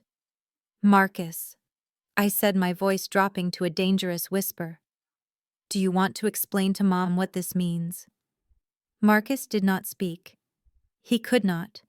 He was hyperventilating. I will explain it then, I said, turning to Mama Joyce. Marcus forged Dad's signature. He took out loans against your house, Mom. The house that was paid off. The house that was supposed to be your security for your old age. I pointed to the number in the final column. He pulled out $300,000 of equity, and he lost it. All of it. Mama Joyce looked at the screen. She looked at the address. She looked at the negative balance. And then she looked at Marcus, her golden boy, her prince, the son who could do no wrong, the son she had chosen over me time and time again. Marcus, she whispered. Her voice was small, broken. What does this mean? It means, Mom, I said, answering for him, that the bank has initiated foreclosure proceedings. You received the notice 2 weeks ago, but Marcus intercepted the mail, did he not? Marcus flinched. I was going to fix it, he croaked. I just needed the Miami deal to go through. I was going to pay it back. There was no Miami deal. I shouted, my composure finally cracking. There never was. You came down here to play pretend. You came down here to take photos for Instagram and act like a big shot while the bank was getting ready to take the roof over your mother's head. Tiffany let out a scream, a primal sound of pure rage. She lunged at Marcus, hitting him on the chest with her fists. You liar, she screamed. You told me we were rich. You told me I could quit my job. You told me the house was in a trust. You told me you were a genius. Marcus tried to fend her off, cowering under the assault. Babe, stop. Listen to me. Zoe is lying. She manipulated the data. I did not manipulate anything, I said, watching the domestic violence unfold in my 5-star lobby. Facts are facts, Marcus. You are not a mogul. You are a thief. You stole from your parents. You stole their future to buy fake Gucci and play poker. Mama Joyce swayed on her feet. A security guard stepped forward to steady her, but she waved him away. She walked over to Marcus. She pushed Tiffany aside. She stood in front of her son looking up at him. The son she had bragged about to her church friends. The son she had hung all her hopes on. "Marcus," she said, her voice trembling, "you told me you were a millionaire. You told me the house was safe. You told me Zoe was the failure." "Mom, I can explain." Marcus pleaded, tears streaming down his face. "You mortgaged my house." Mama Joyce asked, the words coming out slow and heavy. "My home. Your father's home." "I did it for us," Marcus sobbed. "I did it to build the empire." "There is no empire," Mama Joyce screamed. Her voice broke, echoing off the marble walls. "There is nothing. It is all lies. You are a lie." She slumped against the concierge desk, sliding down until she was sitting on the floor. Her expensive silk blouse bunched up around her, her perfectly coiffed hair falling into her face. "My house," she moaned, rocking back and forth. "My sanctuary. You took my sanctuary." I watched them. The tableau of ruin. Tiffany beating on Marcus's chest. Marcus crying like a child. Mama Joyce broken on the floor. It was tragic. It was pathetic. And it was entirely of their own making. I looked at David. "Turn it off," I said. The screen went black. The numbers disappeared. But the truth remained hanging in the air like smoke. I walked over to where Mama Joyce was sitting. I looked down at her. "You wanted a successful child, Mom," I said. "You wanted someone who could provide. Someone who could take care of the family." I gestured to myself. "You had one. She was right here the whole time, ironing shirts, cooking dinner, being ignored." Mama Joyce looked up at me. Her eyes were red-rimmed, filled with a mixture of shame and horror. "Zoe," she whispered. "Zoe, help us. Please, fix this. You have money. You can pay the bank. You can save the house." I looked at her. I looked at the woman who had thrown an apron in my face yesterday. The woman who had told me I wasn't good enough to be seen with them. I reached into my pocket. I pulled out a $20 bill. I dropped it on the floor next to her. "Here," I said, "for the taxi." And then I turned and walked toward the elevator, leaving them to pick up the pieces of the fantasy that had finally shattered. I stopped walking, but I did not turn around immediately. The sound of Mama Joyce scrambling to her feet behind me was accompanied by the rustle of her expensive silk blouse and the heavy breathing of a woman who had just realized she was standing on the edge of a cliff. I expected more sobbing. I expected begging. I expected her to cling to my legs and plead for mercy on behalf of her golden son. But I had forgotten who my mother really was. Mama Joyce did not beg. She demanded. She did not feel shame. She felt entitled. "Zoe, wait," she called out. Her voice was no longer trembling. It was sharp. It was the voice she used when I had forgotten to defrost the chicken or when I had left a streak on the mirror. It was the voice of authority. I turned slowly. Mama Joyce was standing upright now. She had smoothed her hair and wiped her face. She looked at Marcus, who was still weeping into his hands, and then she looked at me. Her eyes narrowed. The shock in them was replaced by something colder, something darker. It was anger. Pure, unadulterated rage. "You knew," she said, taking a step toward me. "You knew all of this. You stood there in my kitchen yesterday, wearing those old clothes, letting us talk about money, letting us worry about the trip while you were sitting on a fortune." I watched her, mesmerized by the mental gymnastics she was performing. "You are a billionaire," she hissed, pointing a manicured finger at my chest. "A billionaire, Zoe. And you watched your brother struggle. You watched him stress about bills. You watched him try to make something of himself, and you did nothing. What kind of sister are you? What kind of monster hides that kind of wealth from her own flesh and blood?" I blinked. The audacity was so thick I could almost taste it. It tasted like bile. "He was not struggling, Mom," I said, my voice calm. "He was gambling. He was buying fake designer clothes. He was defrauding banks. That is not struggling.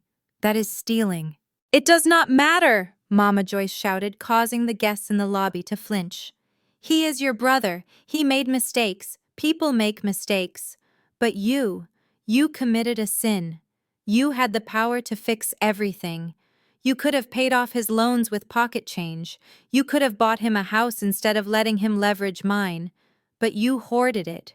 You kept it all for yourself while we scraped by.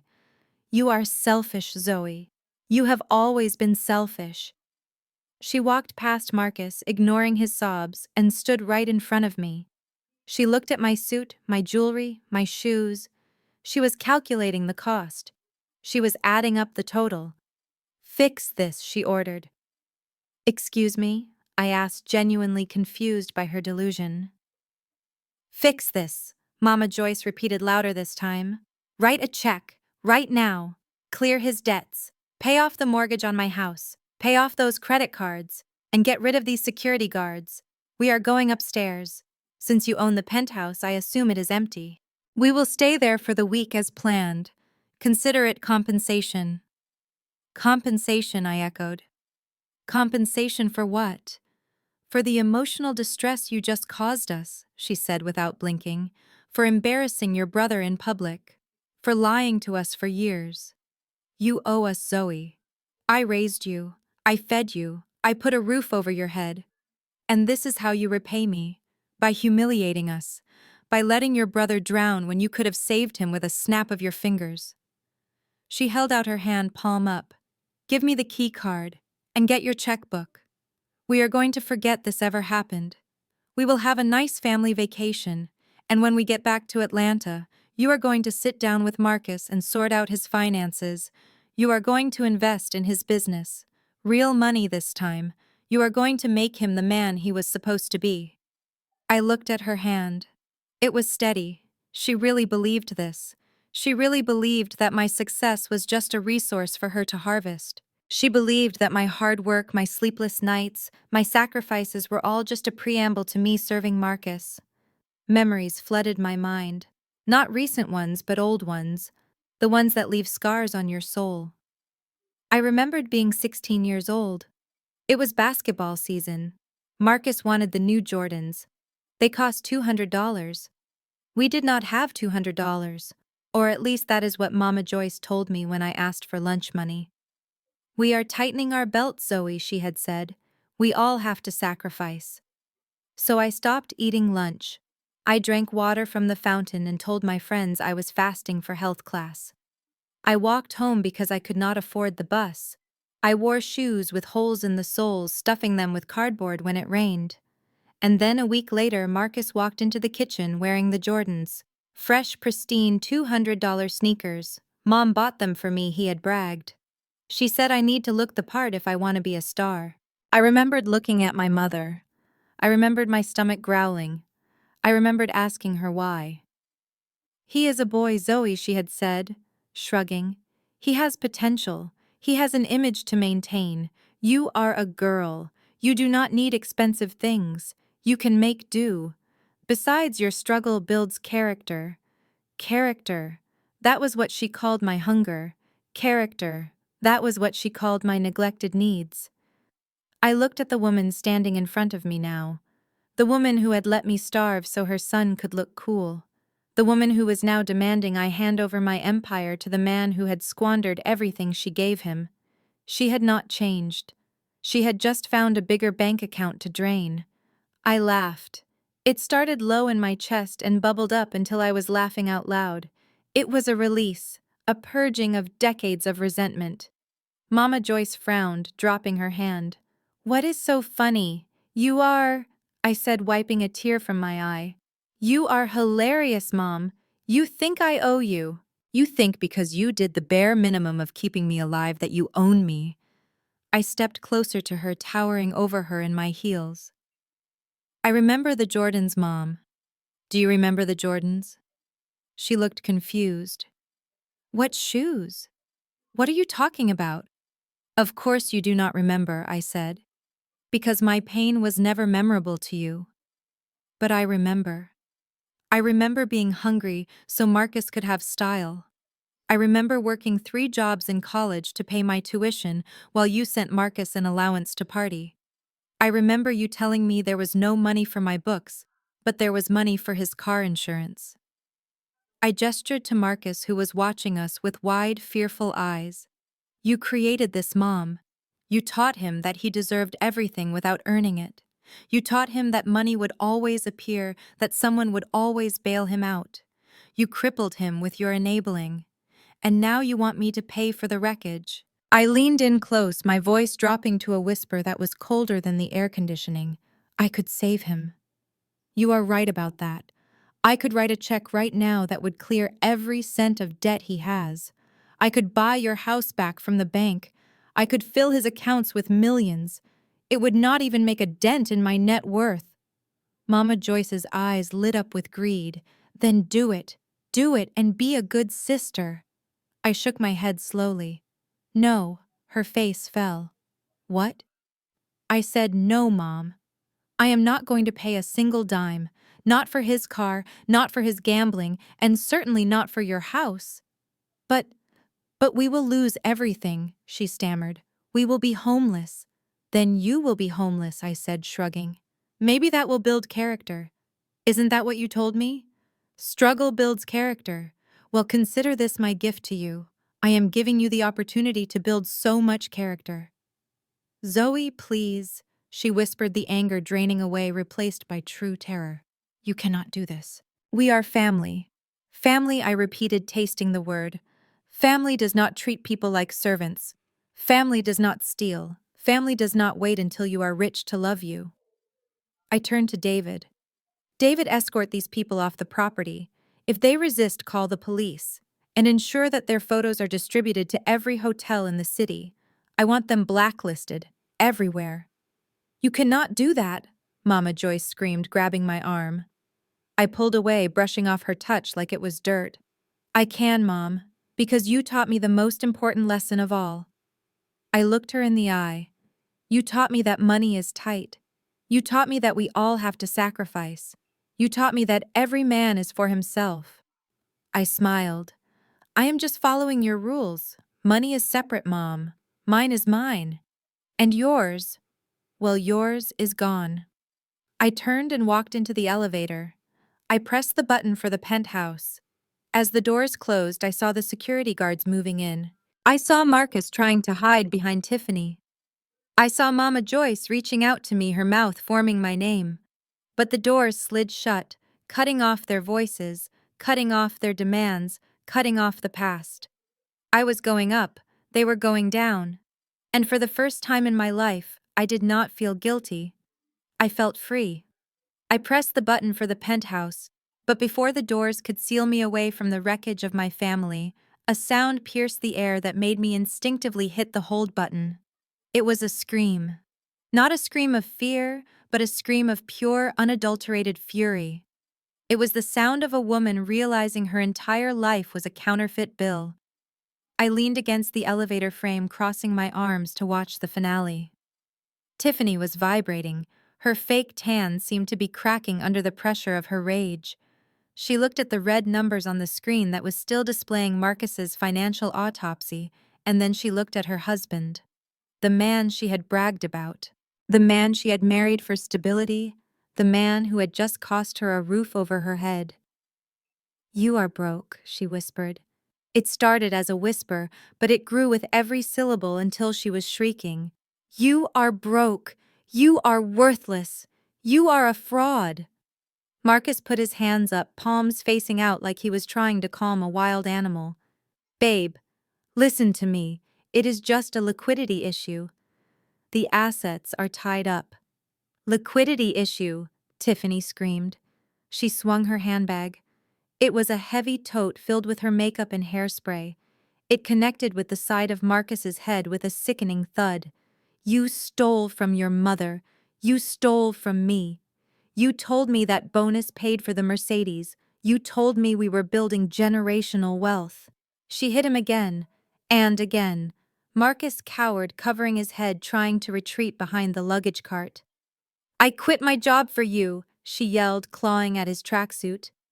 I sat at home with those screaming twins while you played pretend businessman at the casino. I wasted the best years of my life on a man who cannot even afford a Motel 6. Security started to move in, but I held up a hand, stopping them. Let it play out, I murmured. Tiffany was relentless. She was tearing at his clothes, ripping the Gucci logo right off his chest. It was poetic, really. The fake branding coming off the fake man. You are a loser, Marcus. A loser with a leased car and a maxed-out credit card. I should have married your cousin Darnell. At least he owns his plumbing truck. Mama Joyce finally snapped out of her shock. She rushed forward, grabbing Tiffany's arm, trying to pull her off her precious son. Stop it, Tiffany, Mama Joyce commanded, trying to channel the authority she usually reserved for me. You will not hit my son. He is under a lot of stress. He made mistakes, but he is still the head of your household. Stand by your man. Tiffany spun around, and the look in her eyes made Mama Joyce take a step back. Stand by him! Tiffany laughed, a manic sound that drew the attention of every person in the lobby. Stand by what? A pile of debt and lies. And you. She pointed a manicured nail right in Mama Joyce's face. You are the reason he is like this. You delusional old bat. Mama Joyce gasped, clutching her pearls. Excuse me. You heard me, Tiffany shouted. You created this monster. You coddled him. You told him he was special. You told him he was a king when he was barely a jester. You let him rob you blind, and you thanked him for it. She stepped closer to Mama Joyce, looming over her. You treat Zoe like trash because she works for a living, while you let this parasite drain your retirement fund. You are not a good mother. You are a senile enabler raising a con artist. And now look at you. You are homeless. You are broke. And you are going to be babysitting your own grandkids until the day you die because I am done. I am done with him. I am done with you. And I am done with this family. Mama Joyce looked like she was having a heart attack. She looked at Marcus for defense, but Marcus was busy checking his reflection in the brass luggage cart to see if his face was bruised. Tiffany was panting, her chest heaving. Her hair extensions were askew, her mascara was running. She looked wild. Then her eyes darted around the room and landed on me. I was still standing in the elevator entrance, calm, cool, and collected. The owner, the billionaire, the lifeline. I saw the gears turn in Tiffany's head. I saw the calculation. She realized in that second that Marcus was a sinking ship, and I was the only lifeboat in the ocean. Her face transformed instantly. The rage smoothed out, replaced by a desperate, ingratiating smile that looked terrified. She smoothed her tracksuit and walked toward me, stepping over Marcus's legs. Zoe, she said, her voice dropping to a conspiratorial whisper. Girl, can you believe them? She gestured back at Marcus and Mama Joyce, like they were strangers she had just met. I always knew something was off, Tiffany said, walking closer to the elevator. I told my friends. I said Zoe is the smart one.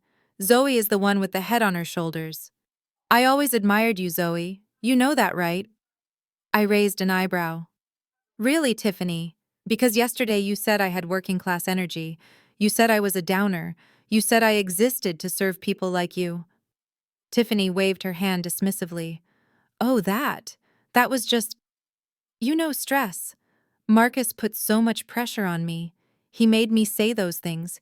He is controlling Zoe. I am a victim here too, just like you.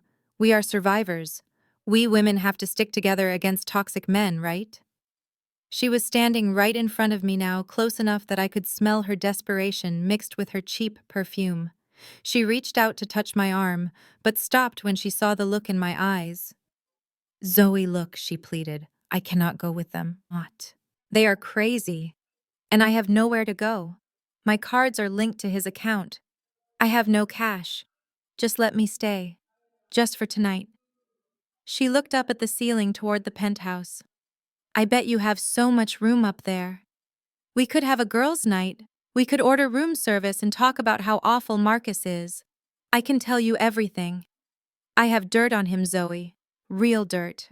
I will tell you everything if you just get me a room. I looked at her.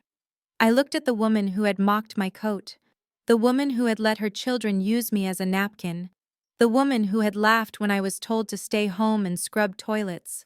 She was willing to sell out her husband, her mother-in-law, her own dignity for one night in a thread count she didn't pay for. It was pathetic, and it was exactly what I expected. I looked over her shoulder at Mr. Henderson, the head of security, who was waiting for my signal. I smiled at Tiffany, a small, cold smile. "You are right, Tiffany," I said. "We women do have to stick together, which is why I am going to give you some advice." Her face lit up. "Really? Oh, thank you, Zoe. I knew you were the good one." "The advice is this," I continued. "When you are at the bottom of a hole, stop digging." Tiffany's smile faltered. "What?" I looked at Mr. Henderson. "Remove her," I said, pointing at Tiffany. Tiffany blinked. "Me? But, but what about Marcus? He is the thief. He is—" I agreed. "But you, Tiffany, you are loud. You are aggressive, and you are disturbing my guests." I gestured to the lobby where people were watching with open mouths.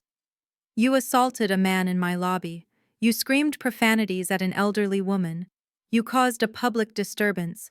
That is a violation of our code of conduct." Mr. Henderson stepped forward, his hand resting on his radio. "Ma'am, you need to leave the premises immediately." Tiffany looked from him to me. "Zoe, please. You cannot be serious. We are sisters." "We are not sisters," I said, my voice ice. "We are forced acquaintances. And frankly, I prefer strangers. At least strangers know how to behave in public." Mr. Henderson grabbed Tiffany's arm. She tried to pull away. "Do not touch me," she shrieked. "Zoe, tell him to stop. I will sue you. I will sue this whole hotel." "You have no money for a lawyer, Tiffany," I reminded her. "You do not even have money for a cab. Now get out. You are the first one to go." "Why me?" she wailed as the guard began to drag her toward the revolving doors. "Because I said," leaning forward so only she could hear. "You are bad for the vibe." I watched as she was hauled away, her pink velour tracksuit a blur of motion against the marble floors. She was kicking and screaming, cursing my name, cursing Marcus, cursing the day she met the Robinson family. The doors spun and she was deposited onto the sidewalk into the humid Miami heat. I turned back to Marcus and Mama Joyce. They were staring at me with wide, terrified eyes. They had just watched the loudest person in the room get silenced with a single sentence, and they knew they were next. I pressed the button for the penthouse again. "One down," I said. 2 to go. The eviction of the Robinson dynasty was less of a royal procession and more of a sanitation exercise carried out with military precision. Mr. Henderson signaled to his team, and suddenly Marcus and Mama Joyce were no longer standing on the marble floors of my lobby, but were being actively escorted toward the revolving doors. There was no gentle hand on the back or polite gesturing. 2 guards flanked Marcus, gripping his elbows with enough force to make him wince, while a third guided Mama Joyce, who looked as though she had forgotten how to use her legs. I watched from the elevator bay as the bellhops brought out the luggage cart. They did not roll it gently. They moved with speed. When they reached the curb, they did not stack the bags neatly for loading. They unloaded them with a sense of finality. Tiffany's pink suitcase hit the concrete with a hollow thud, followed by Marcus's fake leather duffel and Mama Joyce's vintage steamer trunk. The pile sat on the sidewalk like a monument to their failure. The revolving doors spun one last time, depositing my mother and brother onto the humid Miami pavement. They stumbled slightly, blinking in the harsh sunlight that was rapidly disappearing behind a wall of dark, ominous clouds. I stepped into the elevator and pressed the button for the penthouse, but I did not go all the way up immediately. I stopped at the mezzanine level, where a floor-to-ceiling glass wall offered a perfect view of the hotel entrance. I wanted to see the second act. Nature apparently has a sense of dramatic timing, because the moment the security guards turned their backs and retreated into the air-conditioned sanctuary of the hotel, the sky opened up. It was not a gentle drizzle. It was a Miami downpour, a tropical deluge that falls heavy and hot, soaking everything in seconds. Marcus yelled something at the sky, throwing his hands up. His cheap tracksuit absorbed the water instantly, turning a dark, heavy shade of soggy misery. Mama Joyce shrieked, trying to cover her hair with her purse, but it was useless. The rain plastered her expensive silk blouse to her skin and ruined her blowout in under a minute. They scrambled toward the pile of luggage, trying to drag it toward the small overhang of the valet stand, but the valet captain, a man named Rico, who I had tipped generously last Christmas, stepped forward and crossed his arms. He shook his head. No shelter for the blacklisted. They were forced to retreat to the open sidewalk, the rain beating down on them relentlessly. I watched as Marcus pulled out his phone, his wet fingers fumbling with the screen. He was calling hotels. I knew this because I had anticipated it. Earlier, while they were screaming in the lobby, I had sent a mass alert to the hospitality network of Miami. It was a simple notification reserved for high-risk guests. A flag that indicated non-payment fraud and abusive behavior. In a city that runs on tourism, nobody wants a guest who screams at staff and has maxed out credit cards. I could see Marcus shouting into the phone. I imagined the conversation. He was calling the Four Seasons, the Ritz-Carlton, the Mandarin Oriental, and every single one of them was running his name and seeing the red flag I had planted. No rooms available, sir. Fully booked for the holidays. We cannot accommodate you at this time. He slammed the phone down, pacing in a tight circle, splashing in the puddles that were forming around his sneakers. He turned to Mama Joyce and shouted something, flailing his arms. She shouted back, pointing at the luggage. Then they remembered the car. The rental car Marcus had secured after the limo failed to materialize. It was not a luxury SUV. It was not even a full-size sedan. It was a compact economy car, the kind they give you when everything else is gone. A silver hatchback that looked like a crushed soda can. They dragged the wet luggage toward the parking lot across the street. It was a pathetic struggle. The wheels of the suitcases caught in the cracks of the pavement. Mama Joyce slipped once, catching herself on the hood of a parked taxi, her dignity washing away with the rainwater in the gutter. They reached the car. It was tiny. There was absolutely no way all that luggage was going to fit. Marcus opened the trunk and shoved Tiffany's pink suitcase inside. It took up the entire space. He tried to jam his duffel bag on top, but the trunk would not close. He slammed it repeatedly, frustration making him violent, until the latch finally clicked, leaving the trunk lid partially open and secured with a bungee cord he found in the back seat. Mama Joyce's trunk had to go in the back seat. That left exactly 2 seats, the driver's seat and the front passenger seat. They squeezed inside, slamming the doors against the rain. The windows of the car steamed up almost instantly, creating a foggy cocoon of misery. I could not hear what they were saying, but I could see the car shaking. It was rocking back and forth with the force of their argument. Arms were flailing silhouettes against the fogged glass. Inside that car, the air must have smelled of wet dog, damp wool, and desperation. Marcus was likely blaming the bank, blaming the hotel, blaming me. He was probably screaming that it was all a mistake, that he would fix it tomorrow. But Mama Joyce was not buying it anymore. The rain had washed away her denial. She was sitting in a compact car in a parking lot on Christmas Eve, wet, cold, and homeless. Her golden boy was at the wheel, and he had driven them straight off a cliff. I imagined her voice, shrill and piercing. "You lied to me, Marcus. You said you were a king. You said we were VIPs. Look at us. We are sleeping in a car." And Marcus, cornered and humiliated, would have no defense but anger. "Shut up, Mom. Just shut up. It is Zoe's fault. She set me up. They were trapped together. No penthouse, no room service, no escape. Just 2 people who had built their lives on the backs of others, finally collapsing under their own weight." I watched for a few more minutes until the rain became a sheet of gray, obscuring the view. The car sat there, dark and small, surrounded by the towering lights of the city they could not afford to be part of. Satisfied, I turned away from the window and walked back to the elevator. I pressed the button for the penthouse. The doors opened into my sanctuary. The air was cool and scented with white tea. Soft jazz played from invisible speakers. The floor-to-ceiling windows offered a panoramic view of the ocean, dark and restless under the storm. My staff had prepared a light supper: lobster thermidor truffle risotto and a bottle of chilled Chardonnay. It was laid out on the dining table under the soft glow of the chandelier. I dismissed the staff, telling them to go home to their families. I wanted to be alone. I poured a glass of wine, the liquid pale gold in the crystal. I walked out onto the covered balcony. The wind was whipping the rain around, but up here, I was protected. I was high above the storm. I walked to the railing and looked down. 70 floors below on the dark, wet street, I could just make out the shape of the silver hatchback. It was still there. It was still rocking. I took a sip of wine. It was crisp and cold. "Merry Christmas, family," I whispered into the wind. I raised my glass in a mock toast to the tiny car below. "You wanted a family trip," I said to the empty air. "You wanted to be together. Well, now you are. Just you and the truth cramped in a compact car." I took another sip and turned my back on the view.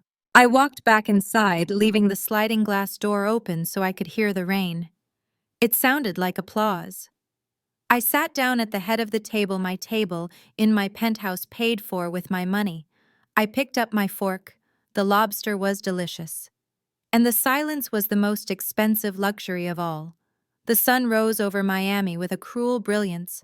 Up in the penthouse, the light filtered through the sheer silk curtains, gently waking me from a sleep so deep it felt like a coma. I stretched my limbs in the king-sized bed, feeling the thread count against my skin. My body was rested, my mind was sharp, and my conscience was clean. I rang the bell for coffee, and within moments a uniformed attendant appeared with a silver tray bearing a steaming pot of Blue Mountain brew and a plate of exotic fruits. 70 floors below, the sunrise was not a blessing. It was an interrogation lamp shining into the windows of a silver hatchback that smelled of damp wool, sweat, and regret. I imagined the scene with vivid clarity.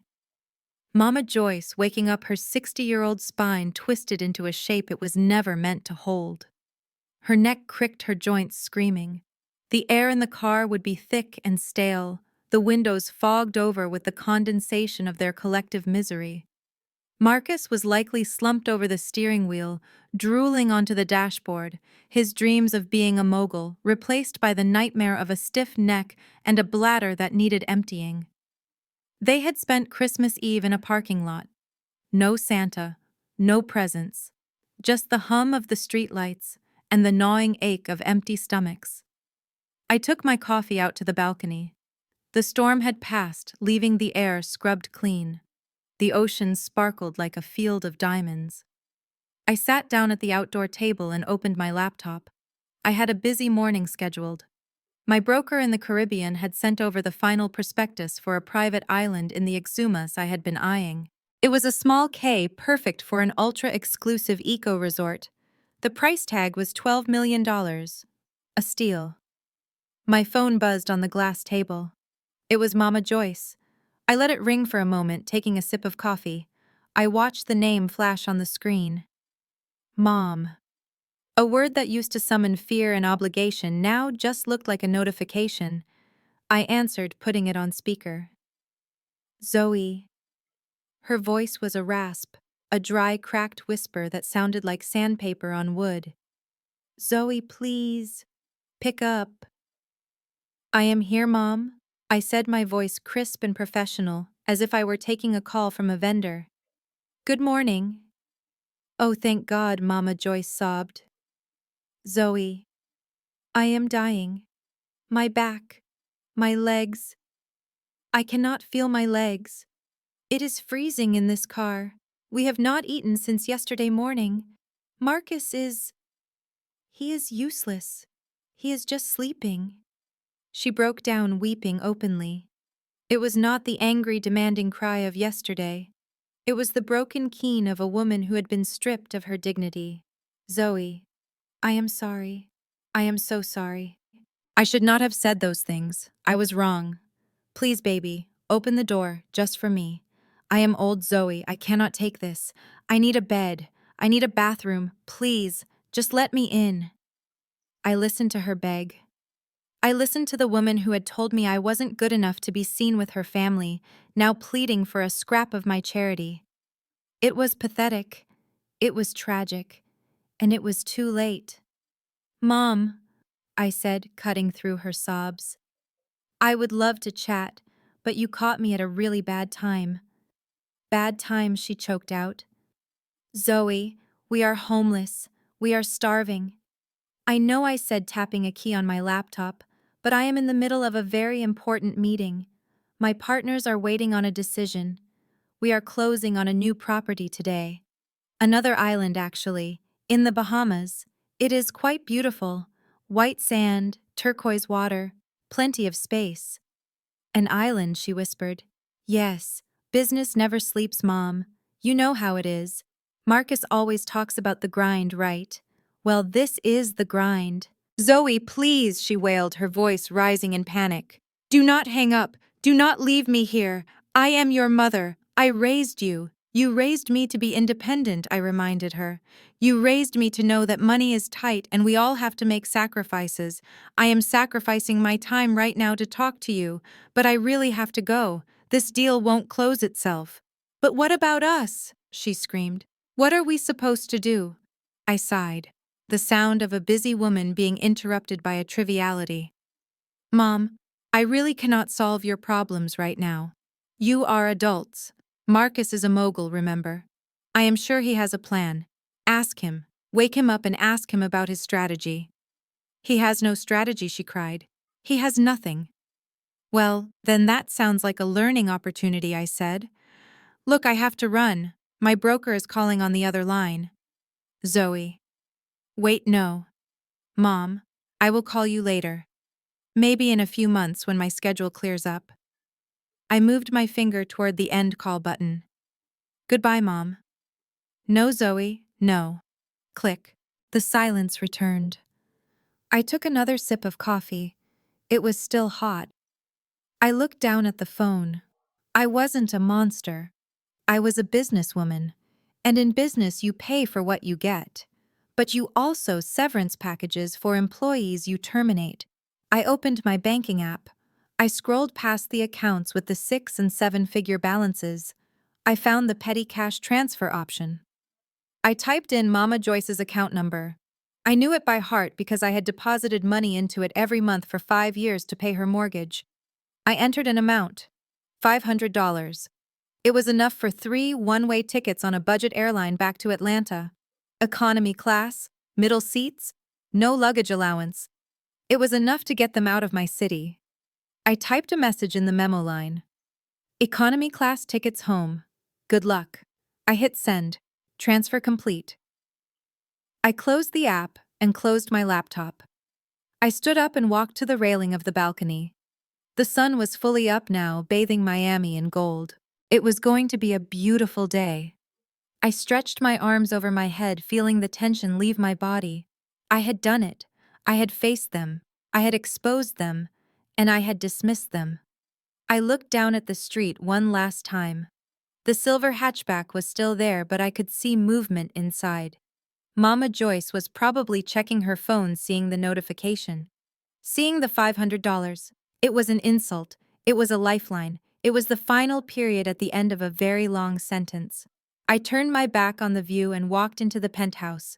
I had an island to buy, and for the first time in my life I had all the space in the world.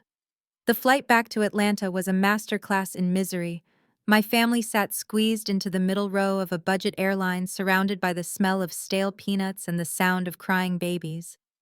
For once, the crying wasn't coming from Marcus. He sat in stony silence, staring at the seat back in front of him, his face gray and drawn. Mama Joyce clutched her purse like it contained the last remnants of her dignity, while Tiffany refused to even look at them, scrolling through her phone with a manic intensity, likely deleting every photo of the royal palms she had posted just 24 hours ago. When they finally landed, the humidity of Miami was replaced by the biting cold of a Georgia winter. They had no coats. I had not returned the ones they left in the house, and they had packed for a tropical fantasy that never materialized. They stood on the curb of Hartsfield-Jackson Airport, shivering in their tracksuits waiting for a rideshare, because Marcus's car had been repossessed weeks ago, a fact he had conveniently forgotten to mention until now. The ride to the house was silent, but it was the silence of a bomb waiting to detonate. When the car turned onto Oak Street, the reality of their situation hit them with the force of a freight train. There were no Christmas lights on the house. There was no wreath on the door. Instead, there was a large, bright orange sticker plastered right in the center of the front door. And there was a padlock on the handle, a heavy industrial padlock that screamed finality. A sheriff's deputy was standing on the lawn talking to a man in a suit holding a clipboard. A bank representative. The Uber driver slowed down. "Is this the place, folks? It looks like... Well, it looks like you got trouble." Marcus scrambled out of the car before it even came to a full stop. He ran up the driveway, his movements jerky and panicked. "Hey!" he shouted, waving his arms. "What are you doing? Get away from my house. This is private property." The deputy turned around, his hand resting casually on his belt. "Sir, are you Marcus Robinson?" "Yes, I am Marcus Robinson," Marcus panted, trying to summon the arrogance that had served him so poorly in Miami. "And I demand to know why you are trespassing." The bank representative stepped forward. "Mr. Robinson, we are executing a foreclosure order. The bank has seized this property due to non-payment of the mortgage and the home equity line of credit. You have been served multiple notices. The grace period expired at midnight." Mama Joyce stumbled up the driveway behind him, her heels clicking on the pavement. "No," she gasped. "No, this cannot be happening. We own this house. My daughter bought it for us. It is paid off." The representative looked at his clipboard. "The primary mortgage was indeed paid off 5 years ago, ma'am. However, 3 subsequent loans were taken out against the equity of the home, totaling $300,000. All signed by Marcus Robinson and witnessed by... Let me see here. Joyce Robinson." Mama Joyce froze. She looked at Marcus. The lie she had told herself, the lie she had let him tell her, that he was investing, that he was building wealth, it all shattered. She had signed those papers. She had signed them because Marcus told her it was just a formality, a bridge loan for his business that would pay off tenfold. She had signed away her sanctuary because she could not say no to her golden boy. My Dad stepped out of the car last.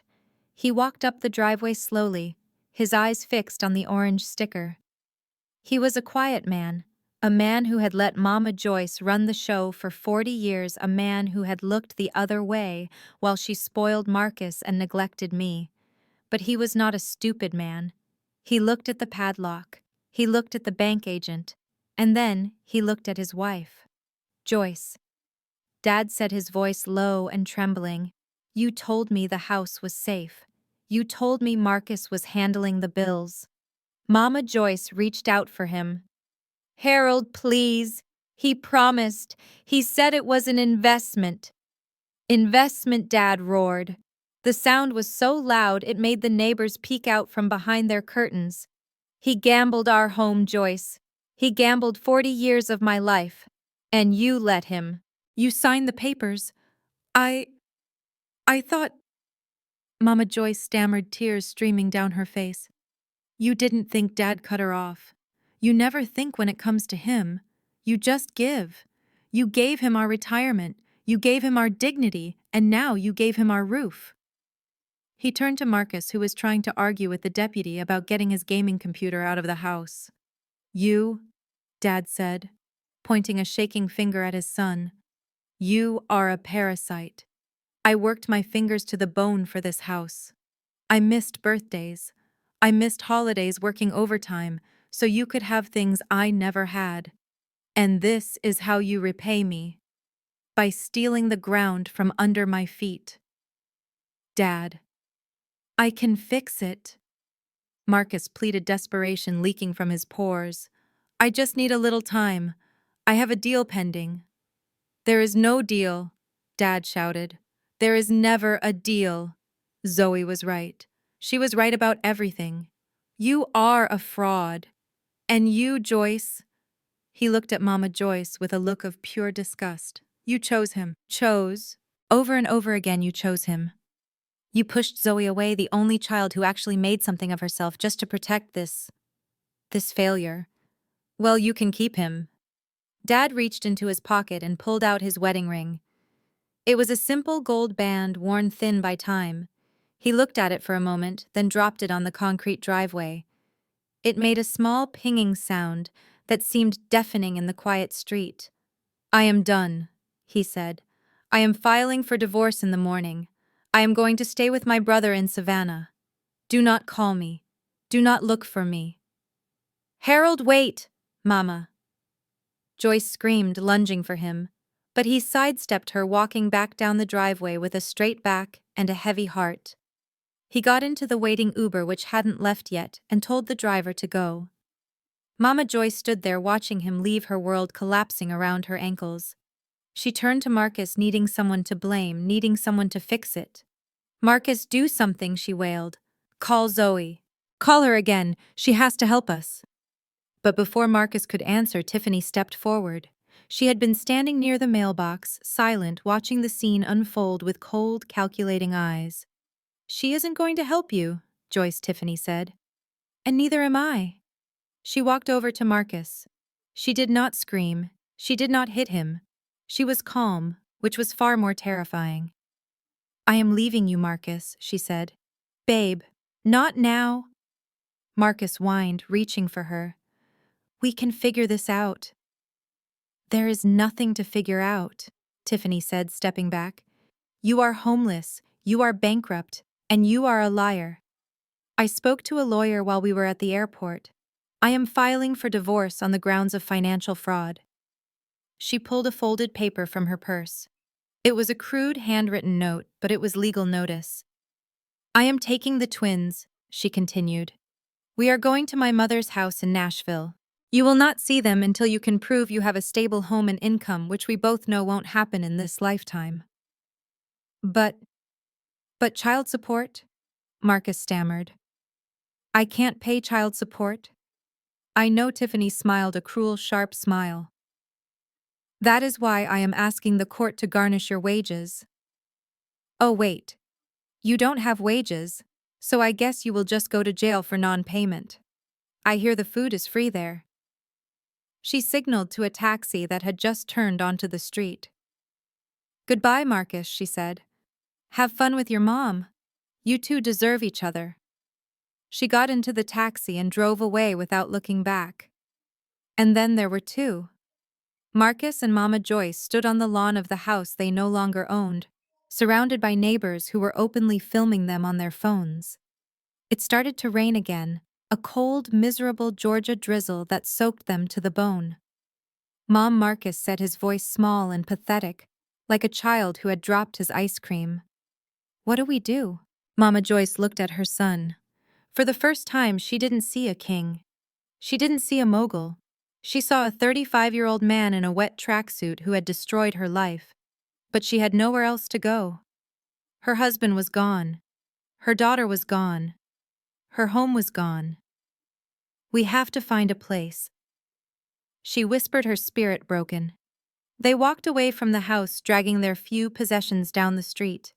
They ended up at a budget motel on the outskirts of town, the kind of place that charged by the hour and smelled of cigarettes and despair. The next few weeks were a slow slide into reality. With her credit ruined by the foreclosure and no husband to support her, Mama Joyce could not rent a decent apartment. No landlord would touch them. She had to cash out the tiny remainder of her personal pension, a pittance compared to what she had lost. She found a basement apartment in a neighborhood she used to drive through with her doors locked. It was damp. It had one window that looked out onto a brick wall. The carpet was stained and the heating rattled like a dying engine. Marcus had to sleep on a pull-out sofa in the living room. He tried to get a job, but with his fraud record and lack of actual skills, no prestigious firm would look at him. He ended up working the night shift at a warehouse, moving boxes for minimum wage. Mama Joyce spent her days sitting in the dim light of the basement, staring at the wall. She thought about the Christmas dinners she used to host. She thought about the crystal chandelier. She thought about me. She tried to call my number again and again, but the line was dead. I had changed it. She realized then that the silence was not a punishment, it was a verdict. She looked at Marcus sleeping on the couch, mouth open, snoring loudly, still wearing the tattered remains of his Gucci tracksuit. She had bet everything on the wrong child. And now she was living in the house that betting built. A house of cards that had fallen flat, leaving her buried underneath the weight of her own choices. 6 months is a long time in the business world, but it is an eternity when you are living in a basement. The world kept turning, the seasons changed from winter to spring, and the headlines shifted from one scandal to another. But one face remained constant on the newsstands. One story captured the imagination of the public and refused to let go. It was a Tuesday morning in June when the latest issue of Forbes Woman hit the shelves. The cover was striking. A woman stood against the backdrop of a turquoise ocean wearing a white power suit that cost more than a mid-sized sedan. Her hair was sleek, her chin was lifted, and her eyes held a secret that only she knew. The headline screamed in bold gold letters, "The Queen of Hospitality: How Zoe Robinson Built an Empire in Silence." Marcus saw it first. He was double-parked on a busy street in downtown Atlanta, the hazard lights of his delivery van flashing. He was wearing a brown uniform that was a size too small, the polyester fabric clinging to his back in the humid heat. He was a courier now, a delivery boy. The man who had once bragged about penthouses and private jets was now scanning barcodes and hauling packages up flights of stairs for minimum wage. He wiped the sweat from his forehead with the back of his hand and grabbed a stack of magazines to deliver to a law firm lobby. And there she was, staring back at him from the top of the stack, his little sister, the assistant, the failure. Marcus froze in the middle of the sidewalk. People bumped into him, grumbling about him blocking the way, but he did not move. He stared at the cover. He stared at the word billionaire printed in the corner. He remembered the last time he had seen her standing in the lobby of the Royal Palms, cool and untouchable, while he screamed and cried like a toddler. He remembered mocking her coat. He remembered telling his children to wipe their noses on her. He remembered telling her she had no life. His hands started to shake. The stack of magazines slipped from his grasp, spilling onto the dirty pavement. The face of his sister multiplied, staring up at him from the concrete, a dozen pairs of eyes judging him. He dropped to his knees, trying to gather them up. A passerby laughed at him. "Look at that guy," the stranger said. "Probably dropped his whole paycheck." Marcus did not yell back. He did not posture. He just sat there on the sidewalk, clutching a magazine to his chest, and he wept. He cried for the Mercedes he lost. He cried for the house he stole. But mostly he cried because he realized for the first time that he was not the main character of this story. He was just the villain who got written out in the second act. Across town, in a damp basement apartment that smelled of mildew and old cooking oil, Mama Joyce was sitting at a wobbly kitchen table. The only light came from a small window near the ceiling that looked out onto a brick wall. She was holding a phone. It was an old model with a cracked screen, the only one she could afford after the bankruptcy. She had the magazine too. She had bought it with her grocery money, skipping lunch so she could stare at the daughter she had thrown away. She traced the line of Zoe's jaw with a trembling finger. She looked so much like her grandmother. She looked strong. She looked happy. Mama Joyce looked around the room. There was a pile of dirty laundry in the corner left by Marcus. There were toys scattered on the floor left by the twins who Tiffany dropped off on weekends just to torture her. This was her life now. A cycle of cleaning, cooking, and regretting. She picked up the phone. She knew she shouldn't. She knew what I had said. But desperation is a powerful drug, and Mama Joyce was an addict. She dialed the number she had memorized, the number she used to call only when she needed something done. She held the phone to her ear, her heart pounding a frantic rhythm against her ribs. She practiced what she would say. She would apologize. She would beg. She would tell me she was sick. She would say anything just to hear my voice, just to have a connection to the light again.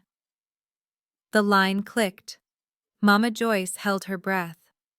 "We are sorry," the automated voice said, cool and mechanical. "The number you have dialed has been disconnected or is no longer in service. Please check the number and try your call again." She pulled the phone away and looked at it. She dialed again. "We are sorry," the voice repeated. She dialed a third time, and a fourth. She dialed until her fingers hurt. But the result was always the same. Disconnect. She finally lowered the phone. The silence in the basement was absolute. It was not a peaceful silence. It was the silence of a tomb. She realized then that I had not just changed my number. I had erased her. I had closed the door and welded it shut. Mama Joyce put her head down on the table and let out a long, low wail that no one would ever hear. Thousands of miles away, the sun was setting over the Indian Ocean. The sky was a masterpiece of purple and gold reflecting off the infinity pool of my new private villa in the Maldives. The air smelled of jasmine and sea salt. I was hosting a party. But it was not a networking event. It was not a business meeting. It was a gathering of the people who actually mattered. Sarah was there laughing with a glass of champagne in her hand, finally off the clock. My legal team was there, the sharks who had helped me secure my freedom, now relaxed and smiling. And Julian was there. He was an architect I had met in London, a man who built things to last. He was standing by the grill flipping lobster tails, looking at me with a warmth that had nothing to do with my bank account. I stood on the edge of the terrace looking out at the water. I wore a simple silk dress, my feet bare against the warm stone. I held a glass of vintage wine, the same kind I had opened in the lobby of the Royal Palms. I thought about Marcus on the sidewalk. I thought about Mama Joyce in the basement. I thought about the family I was born into and the family I had built. Julian walked over and wrapped an arm around my waist. "What are you thinking about?" he asked softly. I looked up at him. I looked at the friends laughing around the fire pit. I looked at the life I had created. "I am thinking about space," I said. "Space?" he asked. I nodded. I turned to look directly into the camera that was filming the documentary about my life, the final scene of the story I had reclaimed. "My mother told me there wasn't enough space for me," I said, my voice steady and clear. "She told me I didn't fit in their car. She told me I didn't fit in their penthouse. She told me I didn't fit in their lives." I took a sip of wine and smiled. They were right. I didn't fit. I was too big for their small world. I was too real for their fake lives. I looked back at the ocean, the horizon stretching out forever. They said there was no space for me on their trip, so I built my own world. And now, looking at the life I have, looking at the peace I have found, I realized something very important. I raised my glass to the camera. There is no space for them in mine. I turned away from the lens, walking back toward the light and the laughter of my chosen family, leaving the darkness behind me where it belonged. The most powerful lesson here is that your worth is never defined by how others treat you, even if they are family. Zoe spent years being undervalued, but she never let their disrespect stop her from building an empire. She taught us that family isn't just about blood. It is about who respects you when you have nothing and who genuinely claps for you when you win. Walking away from toxic relationships isn't an act of cruelty. It is an act of self-preservation. Sometimes the best response to those who doubt you is simply to outgrow them. If this story inspired you to set boundaries and claim your own power, hit that subscribe button for more tales of resilience and triumph.